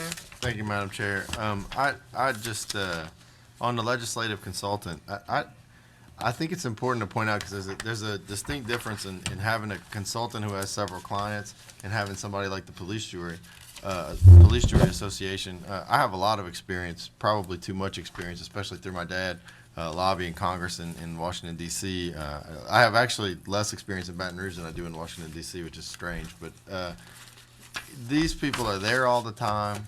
They represent other people. What's key is to pick the right person who has also other big clients.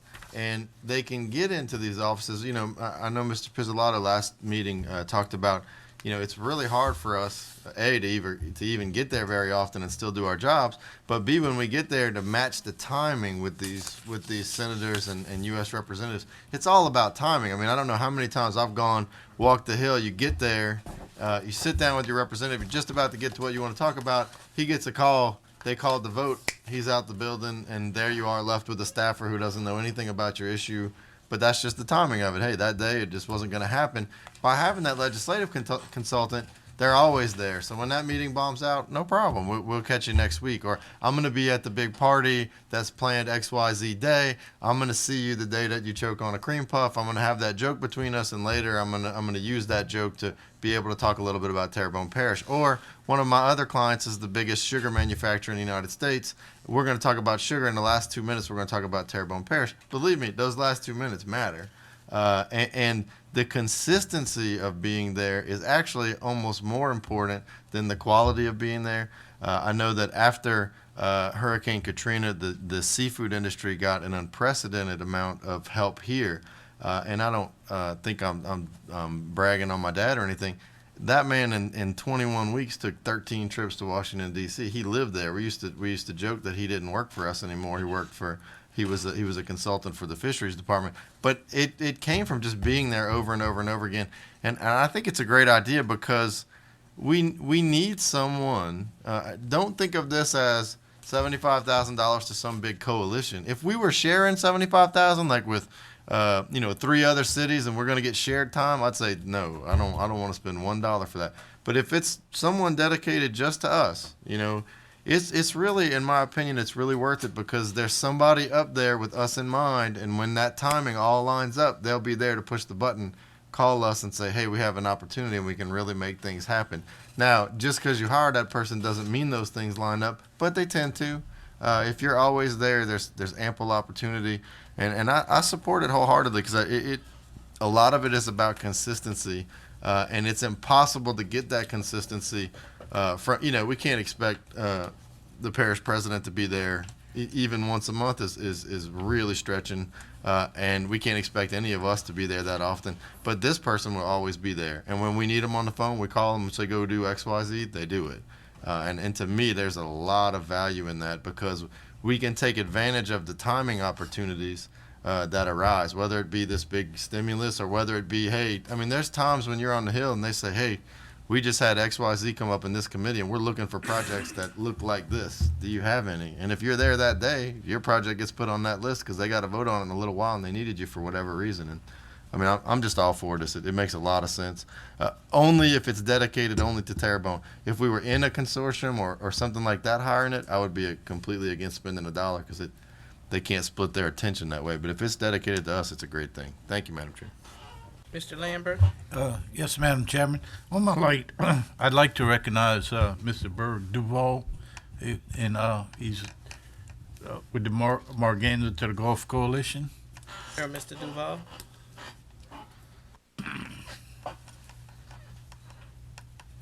Thank you, Mr. Lambert. And Berwick Duval, 101 Wilson. I am the current president of the Morganza Action Coalition. Mr. Stevie Smith, who is our consultant, has some prepared remarks, and he's the next speaker. I appreciate the opportunity to come up and talk to you. I sat through that gut-wrenching conversation you had earlier with the Eldridge St. Charles residents. And what strikes me is, I serve as vice chairman of the Louisiana Disaster Recovery Foundation, and there are entire parishes having that conversation right now. And my firm belief is that if we don't do something in my lifetime and get this Morganza project off the ground, you guys are going to be having that conversation with the whole parish, just like Cameron, St. Charles, parts of Plaquemine. And so I appreciate what you do, and I wish we had better news, but reality is upon us. But thank you for recognizing. And Stevie's coming up and he can answer your questions. Is that it, Mr. Lambert? Yep. That's it, Pete? Pete, that's it? Yep. Okay. Actually, our next speaker is Mr. Hurtis Neal, Montague resident, wishes to address the council relative to the right to address the council.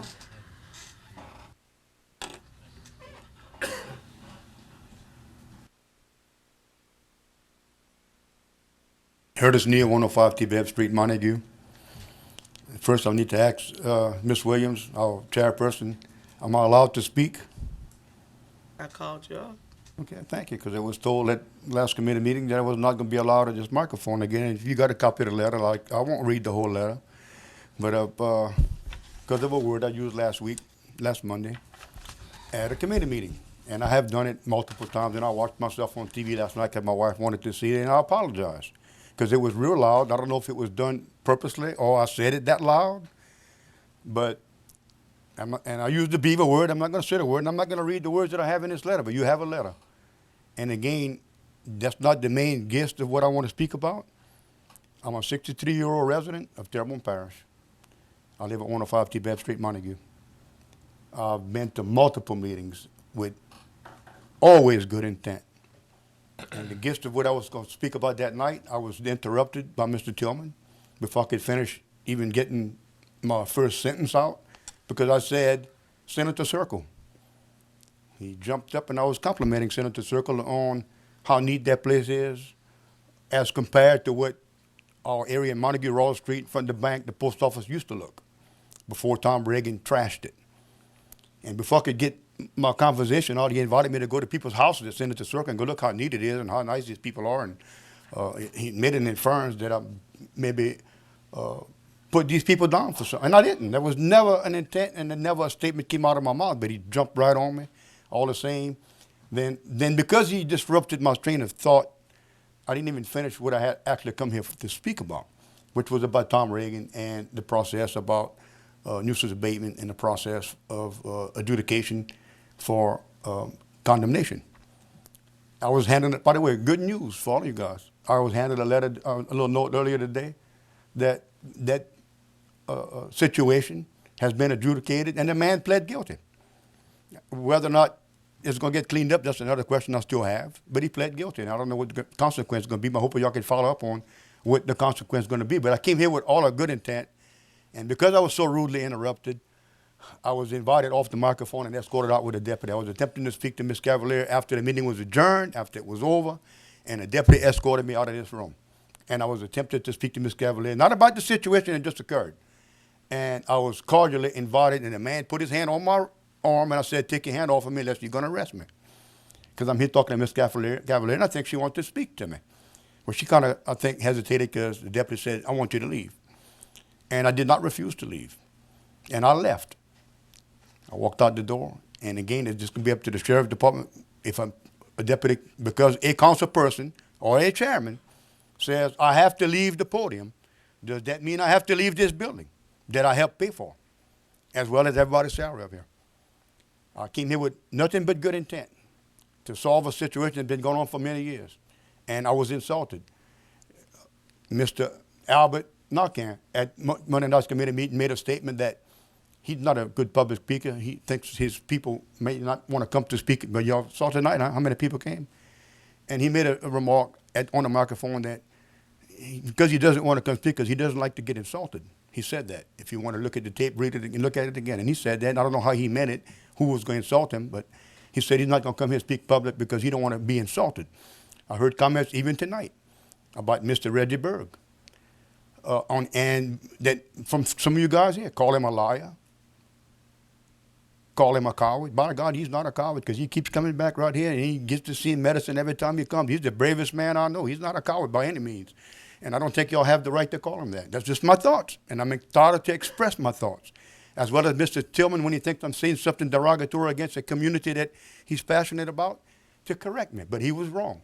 And it angered me. And I apologize for my outburst when I said it, and I'm going to say it, and you can tell me to get off the microphone, read the letter, but I used the word damn. And I just heard Senator Dupre use the word hell a few minutes ago. So maybe you should give us a list of what's acceptable, what I can say, what Mr. Reggie can say. If he'd have said damn, I bet boy, I would have been proud of him. But he said hell, which not much worse than saying damn. Other words were used here in previous meetings by Mr. Tillman, and it's on that letter that I sent you. You were all here. Nobody objected. Chairperson didn't object, and he read our letter about some curse words sent to him through somebody in the administration about an action he did in the street where he lives. Well, I did send a copy of this letter to the ACLU, and I want to know what my rights are. And I agree that when I'm disruptive or I use foul language, the chairperson has the right to tell me to sit down. That's your But can you tell me that I can't come back to a meeting after it closed? Please? Motion to, for 2 minutes, Ms. Cavalier. Second by Mr. Pizzolata. All those in favor? Any opposed? Motion passes. Go ahead. I never came to a meeting in my life with malintent, with my conversations, with my discussions, with the things I bring up. And I intend to keep coming, but I was totally upset. And I sent a letter this morning, and I shouldn't have sent it maybe. Because I want to know what my legal rights are, and maybe y'all can answer it, maybe legal can answer it if y'all decide to ask for legal. What words can I use, what word can I use? Because one person up here don't like the word damn, then I'm banned from coming to this microphone? Because he said it. When he's going to come back before my committee, he's not going to get up. When he comes up to the microphone, I'm going to tell him to sit down. That's what was said. You can look at the tape over and over and over and over, and that's what was said.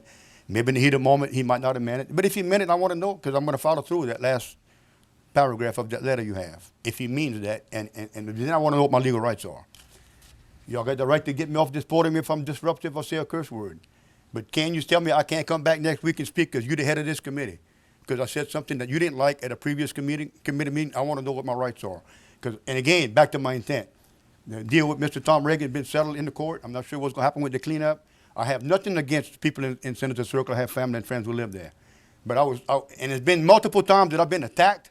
Reggie Berg been attacked. Other people come here have been attacked and called names by people here. I have never come here one time in my life and called any one of y'all the N-word, any word, applied my language towards anybody here. It's always been about the situation. And then when I said the word damn, it was about the situation and not cursing any of you guys. And I was ordered off the microphone. So I'm hoping y'all can, at some point in time, put this in committee, discuss it amongst yourselves. Because even Mr. Narcan says he don't want to come up here and get insulted. Other people watching this on TV, I even came in made a big joke. This is the Hurt Us News show, y'all high. You know, y'all laughed about it. It was a joke. I didn't really mean that, but I said things and y'all allowed me to say it. And tonight was the Island show. Thank you, Ms. Arletta, thank you for your comments at the committee meeting, because I went to the island, spent most of the day, and I invited most of these people here. That's it. So hopefully next time they're here, we can discuss this some more. Thank you. All right. Mr. Tillman and Mr. Voisin have both pushed their lights, but let me just answer one quick thing. There's a disclaimer that is read before every meeting. I think all of us take our time to read it. But just so that we are clear, it says notice to the public. If you wish to address the council, please complete the public thing, and also individuals addressing the council should be respectful of others in their choice of words and actions.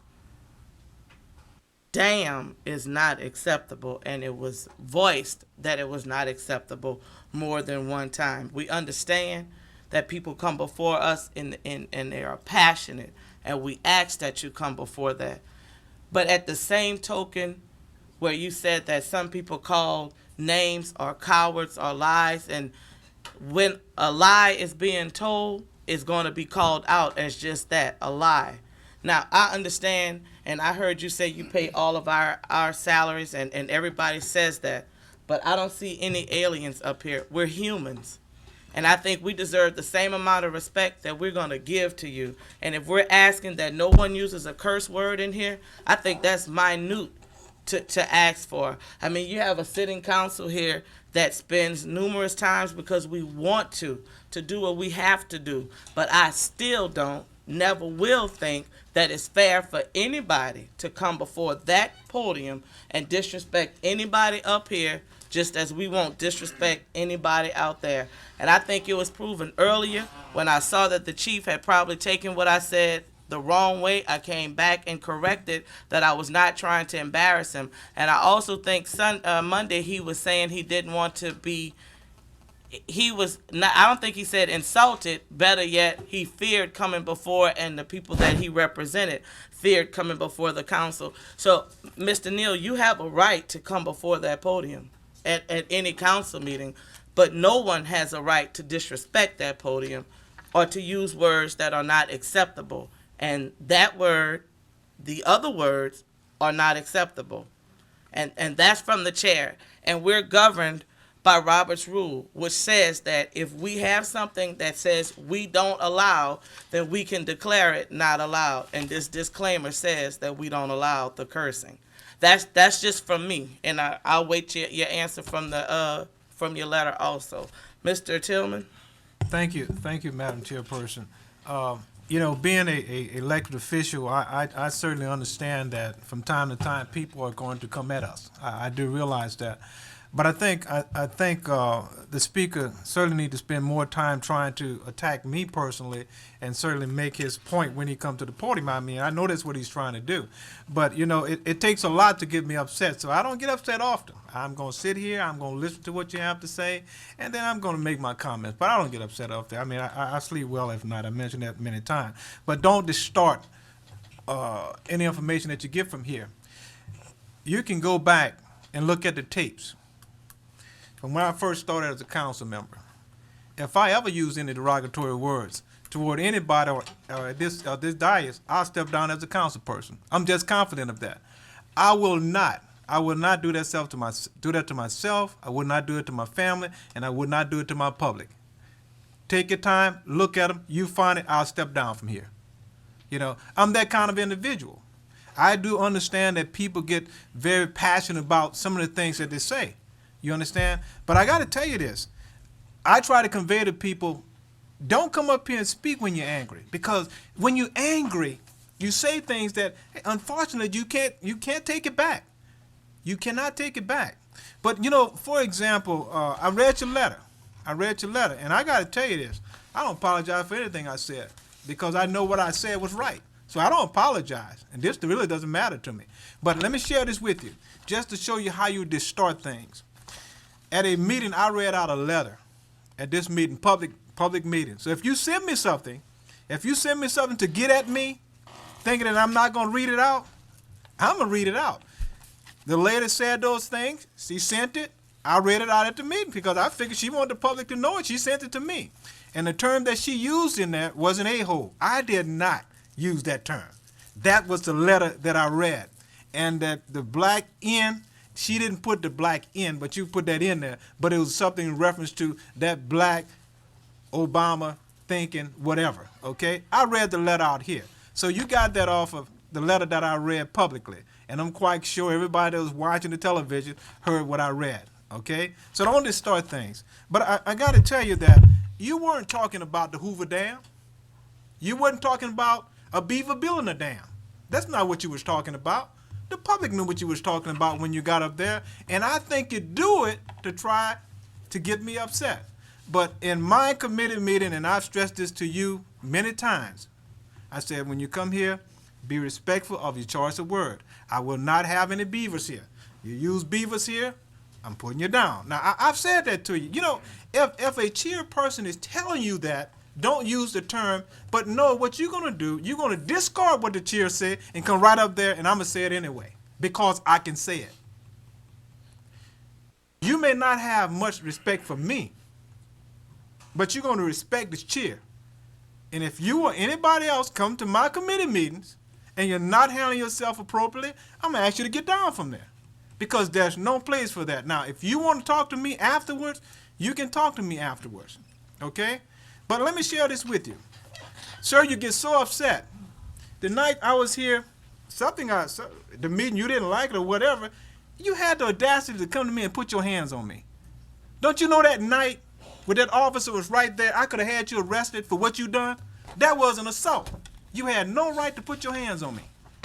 But I did. I took it and I went on about my business, because I think it was very, very petty. All right? But don't go through life having that kind of hatred in your heart towards somebody. And then you're going to leave from here a couple of days later and have the audacity to go to my house. Have the audacity to go to my house knowing how he feels about me. Leave me a card at my house. Man, you sure leave the house early, 8, 9 o'clock in the morning. I work for a living. I'm at my office at 9 o'clock. What in the world are you doing at my home? Don't go there anymore. I don't want you there. But I know why you was there. You was there thinking that you was going to get there and see my grass tall. Man, I love my lawn. Believe me, anybody can tell you that. Me and my lawn got a thing going on, okay?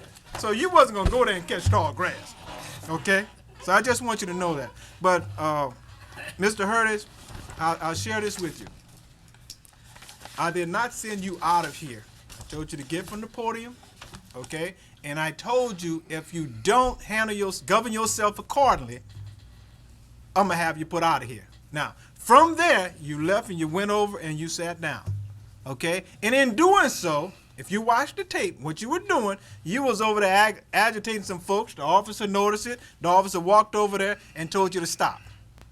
Watch the tape, okay? So I'm just hoping that Mr. Hurtis and I, tonight, let's have a fresh start. I will leave from here tonight. If you're willing, shake your hand and say, Mr. Hurtis, let's start this thing all over again. I would introduce myself as Mr. Tillman. You introduce yourself as Mr. Hurtis, and it's all over. Let's start fresh. Because this type of stuff has to stop. But I only ask of you, respect my committee. That's all I ask. So after the meeting, don't leave. I will shake your hand. Let's have a fresh start. And next meeting we come here, let's start anew. And that's all. That's the best I can do. Thank you, Madam Chairperson. Thank you. Mr. Kevin? Thank you, Madam Chair. I think that it's important for the public to understand that the legally adopted rules for this council are Robert's Rules of Order. And under Robert's Rules of Order, the person who decides whether or not someone is in or out of order is the chairperson. Period. End of story. The chair can allow or disallow just about anything that they feel is unruly or out of line, unless they can't decide and they want to put it to a vote of the committee. In this particular case, it's pretty straightforward. I've heard, some chairs don't mind some of the words we're talking about. Some chairs do. I don't think there's any doubt. Anybody who's been to any of Mr. Tillman's meetings, he minds, and he says it pretty obviously and up front. So I think that's an important baseline. I respect both my colleagues and Mr. Neal. I think he really cares about this parish. He really wants to bring it forward. I hope that we really can put this behind us tonight, because there are two people who really want to get the thing done. Really want to get things better. Both of them have a passion for Terrebonne that's rare in this parish. And it's too bad that there's this friction, and I hope that we can move forward together. I'm sorry that Mr. Neal got his feelings hurt that he was removed, and he's a good friend of mine, I feel like, but you were a little out of line that night. Just that night. I'm not saying ever, I'm not saying, I hate that people would feel like they would be insulted by coming to this council, and I hope that people don't feel that way, and if they do feel that way, I hope they'll come and tell us, because I don't believe that that's okay. I do believe we have people who sometimes come here and wantonly, purposefully tell untruths. And it's hard. It's hard as a council person to talk about an issue 20 times and not only know the truth, but I've been to every single meeting and have heard what was said at every single meeting, and have someone stand up and say the complete opposite. And that gets hard to swallow, and perhaps we respond too harshly. But sometimes you got to call a spade, and sometimes you got to say someone up at the podium is just purposefully telling a mistruth, and it's unfortunate. I wish we could all hold hands and drink Kool-Aid together and be happy, but that's just not the way it goes. And Again, I just want to say for the record, Mr. Neal, you have a passion for Terrebonne Parish that I admire, and I think it's great. I think the world of Mr. Tillman. I think he sets a pretty, I almost said the word he didn't want me to say. He sets a very level field. He sets a very clear standard. And he's inspired me to clean up the way that I act and to be more respectful to people in the way I do it. And he has a passion for this parish, and I learned a lot from him. I hope we can get through this because you're both great people, and we got lots more important things to worry about than our personal flare-ups. So thank you, Madam Chair. Thank you. Mr. Seahan? Thank you, Madam Chair. Just for clarification, Mr. Neal made a comment that I may have called one of his friends a coward, and that is wrong. What I did was, when I had excused myself from the meeting, came back, I was told that Mr. Berg had made that accusation about the people that had excused themselves from the meeting, and what I said was, I'll give him the definition of a coward, which is somebody who will talk behind somebody's back. If he had anything to say to me, he should have waited until I returned to this chair. And no hard feelings. I offered for Mr. Berg to contact me, which he declined. And I just want to clear that up with you. I did not call him a coward. I gave him the definition of my definition of a coward. I think he should have waited for me and whoever else had excused themselves to return if he had something to say to us. Thank you, Madam Chair. Thank you. Item G, Mr. Stevie Smith, Morganza Action Coalition, wishes to address the council to discuss funding for the Morganza Action Coalition. Thank you, Madam Chair. Stevie Smith. I'm at 125 Old Shriver Highway, and I'm here representing the Morganza Action Coalition. And in light of the late hour, I'll certainly move through this very quickly and be available for any questions that you might have. For those of you who don't know, the Morganza Action Coalition is a private nonprofit group that we created in this parish 3 or 4 years ago. And as the name implies, the purpose of the coalition was to help us build the Morganza project in partnership, of course, with the Terrebonne Levee Conservation District. And of course, you just heard from the leader of the district, Mr. Reggie Dupre. As I begin my comments, I will point out to you that several folks who are on the board of the Morganza Action Coalition are here in the audience. Mr. Duval stood a second ago, and of course, many of you know him. Ms. Sharon Bergeron is also in the audience to my left. Miss Alexis Duval is also here in the audience, and I believe she's actually on the agenda a little bit later. And there are several other folks who have been involved in the coalition over the years. Again, the coalition was formed primarily to support the Morganza project in close partnership with the Terrebonne Levee Conservation District. I like to term the purpose of the coalition has been literally to raise the profile of our flood protection needs in Terrebonne Parish, and truthfully to ask the federal government to help us. We've got a little bit more of a fancy mission statement written out, but that's what it is. And I use that type of terminology to describe it because I think in terms of measures of success, I think we've been very successful in that effort. Just a little background, you know, the coalition's been around for 2 or 3 years. We've probably raised $350,000 in 2 or 3 years in support of the coalition, and we spent that primarily in Washington, D.C., having a firm representing us in D.C., and this is kind of related, again, to the other discussion that we had earlier. Again, I say that the mission of the group has been to raise the profile of flood protection needs in Terrebonne Parish, and I think we have been very successful in that regard. You heard Mr. Dupre talk about how when we go to D.C. now, frankly, people see us coming, okay? 5, 6, 7 years ago, they knew that Terrebonne Parish existed. They knew we had some needs there, but when you go to D.C. now, they know the Morganza people. They know the Morganza project, whether you're walking through the halls of Congress or whether you're walking to see administration folks at the Corps of Engineers or appropriations folks or the Office of Management and Budget. They know the project. They know the issues. They know the need. Frankly, they prepare for us, which is a good step in the right direction. If they know they're coming and they know what you're going to ask for and they prepare for you, that's a sign that you're making progress. It really is. Although many of you probably know, we haven't had a heck of a lot of federal participation, particularly related to the Morganza project. We struggled for years and years within the Corps of Engineers trying to get them to approve our project. once the Corps finished their report process, we submitted it for Congress 3 or 4 times in the last 8 or 9 years, and Congress failed to act, specifically for the Morganza project. Very frustrating. I was involved in that for 10 or 12 years. I still am. And certainly nothing more frustrating than that. But I will tell you, we still achieved our goal of raising the profile of our needs in Terrebonne Parish. And I can offer you a couple of concrete examples of where that paid off. In 2005, we had a groundbreaking, right, for J1, the project down in Pointe-aux-Trembles. And at that groundbreaking, we invited several of our elected officials. Governor Blanco, 1 minute, thank you, Mr. Pislata. Governor Blanco attended, Senator Vitter attended, Senator Landrieu attended, Congressman Melanson attended at the time. At that time, we made a big brouhaha of the fact that we were paying for this with local dollars and no federal dollars were involved. Well, frankly, we caused enough stir and, frankly, a little bit of embarrassment by paying for that with our money that when we had our next crisis, we had $30 million in federal money appropriated, and that was used in DULAC. That's the first federal dollars that were spent on flood control in Terrebonne Parish.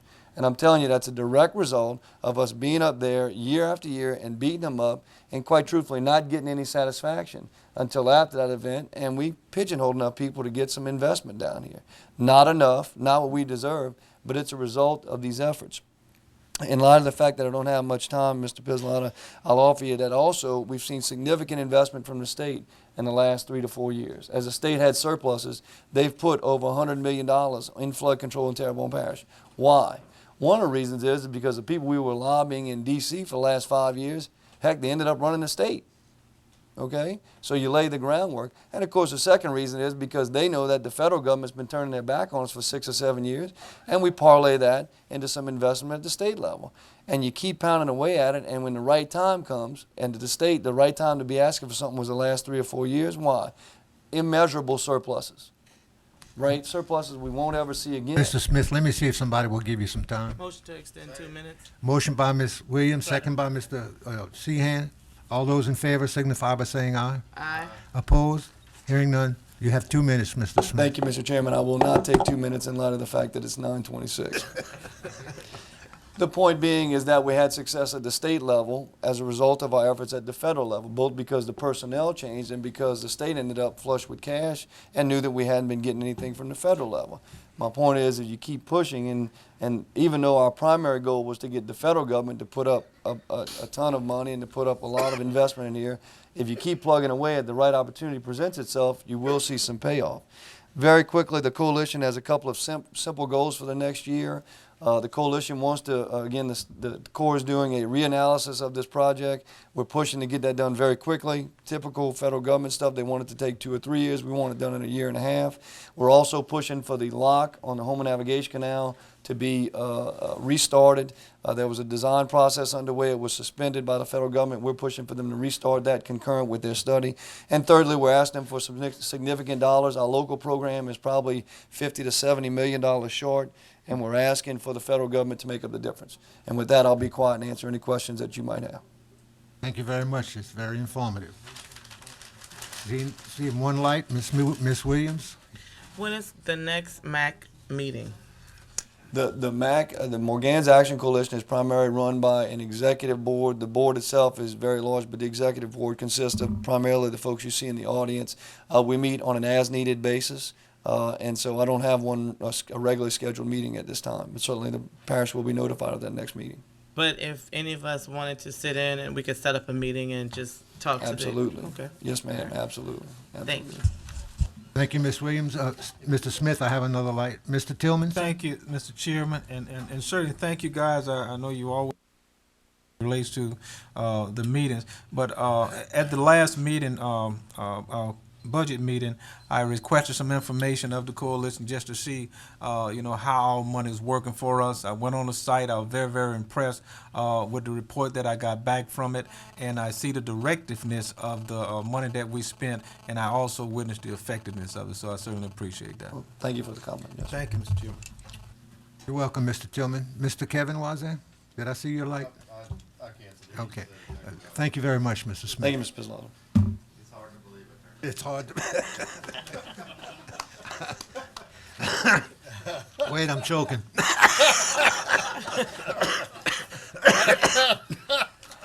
Item 3, committee reports. A, Budget and Finance Committee, 10709, Mr. Hebert. Thank you, Mr. Chairman. I'd like to move that we ratify and accept the minutes of the Budget and Finance Committee meetings of October 7th, 2009. Moved by Mr. Hebert, second by Mr. Tillman. And I have no public hearings. All those in favor signify by saying aye. Aye. Opposed? Hearing none, so ordered. Item B, Budget and Finance Committee, 101209, Mr. Hebert. Thank you, Mr. Chairman. Also, I'd like to move that we ratify and approve the Budget and Finance Committee meeting minutes of October 12th, 2009. Moved by Mr. Hebert, second by Mr. Kevin Wazan. Okay, and I have 3 public hearings. The first is a resolution that we award the bid of purchase of 14 duplex lift station control panels to Instrument Control Systems in the amount of $190,377. The administration requests that we pull this item from the minutes. The second is to introduce an ordinance to authorize the parish president to execute a cooperative endeavor agreement for the lease of hazard mitigation grant program property located at 6120 Shrimpers Road to Mr. Mark Murat, and call a public hearing on said matter on October 28th, 2009 at 6:30 p.m. Second is to introduce an ordinance to amend the 2009 adopted operating budget and the 5-year capital outlay budget for the following items. 1, GIS mapping, $196,000. 2, the Department of Housing and Human Resources, $27,676, and calling a public hearing on said matter on October 28, 2009 at 6:30 p.m., and to retain the matter relative to allocating funding for the Lacache landfill closure in committee for 2 weeks. And the final item is introducing an ordinance to declare vehicles and other miscellaneous equipment from various departments as surplus, authorizing the disposal of said items by any legally approved method, and calling a public hearing on said matter on October 28th, 2009 at 6:30 p.m. That's it, Mr. Chairman. Thank you, Mr. Hebert. All in favor of the motion? Aye. Opposed? Hearing none, so ordered. Item C, Policy, Procedure, and Legal Committee, 101209, Mr. Clayton. Thank you very much, Mr. Chairman. I would move to accept and ratify the minutes of the Policy, Procedure, and Legal Committee of 101209, sir. Moved by Mr. Clayton, second by Mr. Tillman. I have one public hearing, sir. Introduce an ordinance to amend the Parish Code, Chapter 2, Article 3 of the Council, Section 2-53, as it relates to mail-outs and travel, and call a public hearing on said matter on October 28th, 2009 at 6:30 p.m. That's all, sir. Thank you, Mr. Wazan. All in favor? Aye. Opposed? Hearing none, so ordered. Item D, Public Service Committee on 101209, Mr. Seahan. I'd like to move that we accept and ratify the minutes of the Public Service Committee meeting October 12, 2009, and I have 4 public hearings. Second. Moved by Mr. Seahan, second by Mr. Hebert.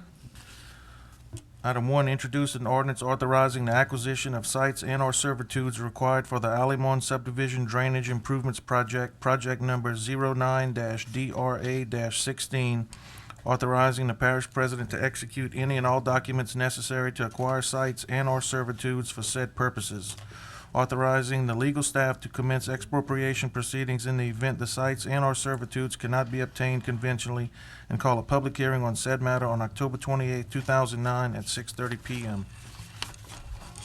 Item 2, introducing an ordinance to authorize the acquisition of sites and/or servitudes required for the Bayou La Carpe Drainage Improvements Project, Phase D, Baroid Pump Station, to authorize the parish president to execute any and all documents necessary to acquire sites and/or servitudes for said purposes, to authorize the parish legal staff to commence expropriation proceedings in the event the sites and/or servitudes cannot be obtained conventionally, and calling a public hearing on said matter on October 28, 2009 at 6:30 p.m. Item 3, introduce an ordinance to rescind ordinance number 7372 to remove the handicap parking zone, handicap parking only zone in front of 923 Acock Street, and call a public hearing on said matter on October 28, 2009 at 6:30 p.m. And item 4, introduce an ordinance to remove the no parking signs on the south side of Buron Street from Grand Caillou Road to Louise Street. Call a public hearing on said matter on October 28, 2009 at 6:30 p.m. and direct administration to review the placement/removal of no parking signs on the north side of Buron Street from Mahler Street to Grand Caillou Road and the possibility of implementing time restrictions for the no parking zone. That's it, Mr. Chairman. Thank you, Mr. Cian. All those in favor? Aye. Opposed? Hearing none, so ordered. Item E, Community Development and Planning Committee. Mr. Tillman, your Thank you, light. Mr. Chairman. I move for acceptance and ratification. Moved by Mr. Tillman, second by Ms. Williams. And I have 5 public hearings. Yes, sir, you always have a bunch. Yes, man, busy guy. To introduce an ordinance to authorize the acquisition and structure and land at 214 Bayou Garden Drive, applicant Mr. Ricky Petrie and Mrs. Gwen Petrie, under the terms and conditions of the Hurricane Katrina HMGP project number 1607-109-0002, and to authorize the parish president to execute any and all documents necessary to effect the acquisition and call a public hearing on said matter on October 28, 2009 at 6:30 p.m. To introduce an ordinance to rezone property located at Lot 1, Block 1, Pine Ridge Subdivision, 6548 Main Street, Ms. Paula Pontiff, applicant, from R1 to C3, and call in public hearing on said matter on November 18, 2009 at 6:30 p.m. To introduce an ordinance to rezone property located at Lot 5, Block 3, Pontiff Subdivision, 272 Pontiff Street, Ms. Geraldine W. Callahan, applicant, from R1 to R2, and call in public hearing on said matter on November 18, 2009 at 6:30 p.m. To introduce an ordinance to amend Chapter 17 of the Terrebonne Parish Code to include Article 3, residential building parks, to include regulations guiding the development of 3 or more structures on one lot of record, and calling public hearing on said matter on October 28, 2009 at 6:30 p.m. To introduce an ordinance to amend Chapter 14 of the Code, Terrebonne Parish, nuisance abatement, Section 14-26, 14-156 through 14-159, 14-205 through 14-207, and 14-220 to clarify Terrebonne Parish consolidated government procedures to condemn abandoned and derelict structures, provided the grave public emergency, and calling public hearing on said matter on October 28, 2009 at 6:30 p.m. And that's all I have, Mr. Chairman. Thank you, Mr. Tillman. All those in favor? Aye. Opposed? Hearing none, so ordered. Item F, Natural Resource and Coastal Restoration. Mr. Kevin. Thank you, Mr. Chairman. I move that we accept and ratify the minutes of the Natural Resource and Coastal Restoration Committee. Second. Moved by Mr. Kevin, second by Mr. Seahan. All those in favor? Aye. Opposed? Hearing none, so ordered. Item G, Budget and Finance Committee. Mr. Hebert. Thank you, Mr. Chairman. You got me? Yeah. Got you. There you go. Thank you. I'd like to move that we accept and ratify the Budget and Finance Committee meeting minutes of October 13th, 2009. Second. Moved by Mr. Hebert, second by Mr. Seahan. And I have no public hearings. All those in favor? Aye. Opposed? Hearing none, so ordered. Item 4, Streetlights. As per by Mr. Tillman, second by Mr. Kevin Wazan. All in favor? Aye. Opposed? Hearing none, so ordered. 5, appointments to various board committees and commissions. Appointments. Coastal Zone Management Board. Terms of Mr.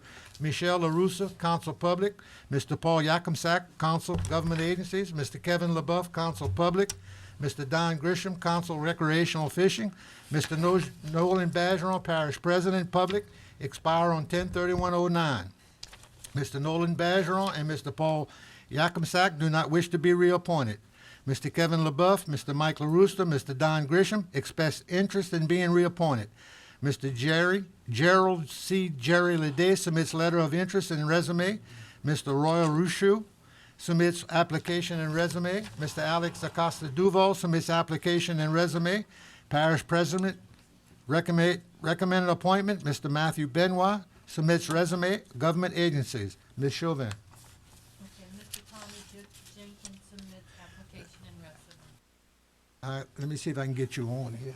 I didn't hear you. Mr. Clayton, you have something? Yes, Mr. Chairman, if I might, I would move that we ratify the parish president's appointment of Miss Alexis Duval, and also ratify the only appointment for governmental agency representative, which would be Mr. Matthew Benoit, and that we open the voting and appointment of the council nominee for recreational fishing and also the council nominee for public representatives there. Moved by Mr. Clayton Wazan, second by Mr. Billy Abear. All in favor? Aye. Opposed? Hearing on no order. Now, Ms. Chauvin, would you give us the So roll this call? is for the one for the recreational fishing. Mr. Tillman? Ms. Williams? Mr. Abear? Ms. Cavalier? Mr. Pizzolotta? Mr. Grisham? Mr. Kevin Voisin? Mr. Clayton Voisin? Lede? Mr. Seahan? Mr. Lambert? Mr. Tillman, did you want to vote? Mr. Jerry Lede has 5, so he gets it. Thank you. The next council nominee, 2 public representatives. Mr. Tillman? Ms. Williams? LaRussa and LaBeouf. Mr. Abear? Ms. Cavalier? Mr. Pizzolotta? Mr. Grissom and Mr. LaRussa. Mr. Kevin Voisin? Mr. Clayton Voisin? LaRouche and LaBeouf. Mr. Seahan? Mr. Lambert? Mr. Tillman, did you want? Mr. LaRussa and Mr. LaBeouf both have over 5. Thank you, Ms. Chauvin. Would you please, Paul, send a letter to those people that applied? Item number 6, announcement. A, council members. I'm sorry, B, vacancies. Houma Area Convention and Visitor Bureau, Mrs. Barbara Sinak from the Chamber Representative resigns effective immediately. Motion to accept the resignation. Motion by Mr. Clayton Wazan, second by Mr. Tillman to hold for 2 weeks. All those in favor? Opposed? Hearing none, so ordered. Item 6, announcements. A, council members. Seeing one light, Mr. Kevin Wazan. Thank you, Mr. Chair. Just an announcement for the public. Please don't put your grass clippings on the storm drains. It's happening, and I know we keep talking about it, but I'm going to keep trying to talk about it, hoping that different people see it every time. We are starting to have enforcement. I have seen the first couple of citations. We will be aggressively looking for this. What we're talking about is people who collect grass clippings and actually will just stack them on the drain or put it right in front of the drain. It really does. The grass gets together, makes a clump, and then will float up and clog the pipes. I would encourage business owners and homeowners who have services. A lot of times we're having problems where it isn't actually the property owner, but the service will do this. Please monitor it. Ask them. They're certainly going to listen to you if you ask about this, that this doesn't happen. Nobody here or in law enforcement or anywhere wants to give a citation for this. We just don't want it to happen. So please keep in mind not to stack your grass clippings into the drainage catch basins. Thank you, sir. Thank you, Mr. Wazan. Mr. Abear, Billy? Thank you, Mr. Chairman. I think in June we heard Miss Sybil Guidry came up to the podium and asked that we do something for Jerry Gautreaux, and of course that night we started a Jerry Gautreaux benefit account, which was a nonprofit account that in my possession, and I think Mr. Clayton Vazam, Mr. Pizzolotta, and Mr. Pete Lambert each gave $100, and myself, and we opened this account, and to date it has received $2,710 from Mr. Jerry Gautreaux. So on behalf of Mr. Gautreaux, I know he's very happy to have received this, and he thanks the public for the generosity in his time of need. So that's it, Mr. Chairman. Thank you, Mr. Abear. Mr. Tillman? Thank you, Mr. Chairman. Just to send a little directive to Mr. Leveron. See if you can send a directive to gentlemen's various department within the government that deal with grass cutting, and please ask them to have our guys not to throw those shavings in the road. And also, I just want the public to know that I have contacted many residents in terms of the shavings in the road, and for some reason they get offended when you go talk to them about it. And I'm wondering whether or not continue to talk to them about it or just go ahead on and tell them to write it up. But I'm just saying to you that when you throw those shavings in the road, there's no place to put it. Okay, the road is not a trash bin. We're asking that when you're cutting your grass, do not turn your shavings toward the road. Turn it in the inside where it can go on your property and not on the road. But for the last few weeks, I mean, I think I must have talked to about 7 or 8 people. Went to the doors, knocked on it, and I mean, they get highly offended when you tell them about this. But this is a very, very serious matter. That when that grass go in that catch basin, it creates a major problem. And just imagine the number of people that we have in this parish, if folks just cutting the grass and putting it on the street, as if some magic wand is going to come and going to move it out the way. So I'm just asking the public to please help us to stay safe. And if you do your part and we do our part, I think we're going to make some strides out there. But when I come to your house, ring that doorbell, I'm only coming there to let you know that we need your help, to help us to keep the parish clean and to keep our drainage way clear. So thank you very much, Mr. Chairman. Thank you, Mr. Tillman. Seeing no other lights, I'm sorry. The next item is announcements B, Parish President. Thank you, Mr. Claudia. Chair. I had a number of things, but I'm going to only do one because it's very important. From October 26, 2009 through 11/2/2009, Industrial Boulevard will be closed to all traffic from 500 feet on either side of the bridge at the pump station canal. There will be a message board installed on Industrial Boulevard 1 week prior to the road closure to notify all traffic of the impending closure. Thank you, Mr. Chair. Yes, sir. Item 7, staff reports. A, appointments of Department Head Director of the Public Safety Department. Michelle. Thank you, not Mr. yet. Chair. You don't have, I got a mic here. Mr. Claudet? Hi. Thank you, Mr. Chair. It gives me great pleasure to recommend Mr. Ralph Mitchell, Lieutenant Colonel of the State Police, to serve as the Director of Public Safety Department. And this will be where, if I know it's going to be moved for 2 weeks, and if ratified at that time, he would begin in January, after January 15th, and again, it's predicated upon the approval of the funding under the 2009 budget.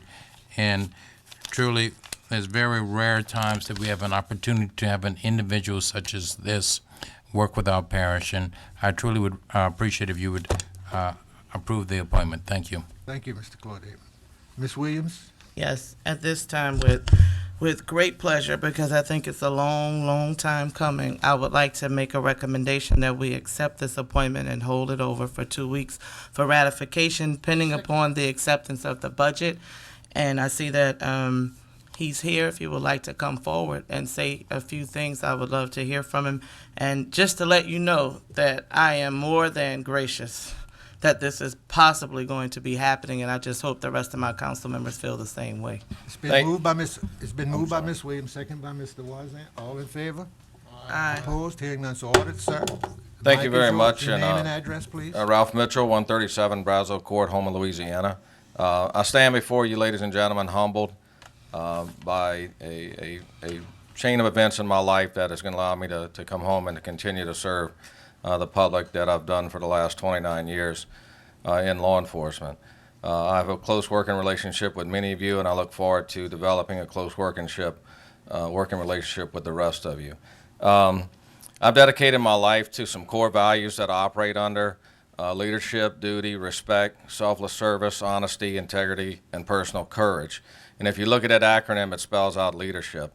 And that's something that I've devoted my life to doing, and something that I'm looking forward to coming back to Terrebonne Parish to do. I was a troop commander here for several years, as you know. But more importantly, and I think resumes have nothing to do with all that, it's about the safety of our citizens, and I just want you to know, in case you don't know, my mother lives less than 4 blocks from this building. I have a brother and a sister that have families here, and I'm a homeowner here, and my family's here also.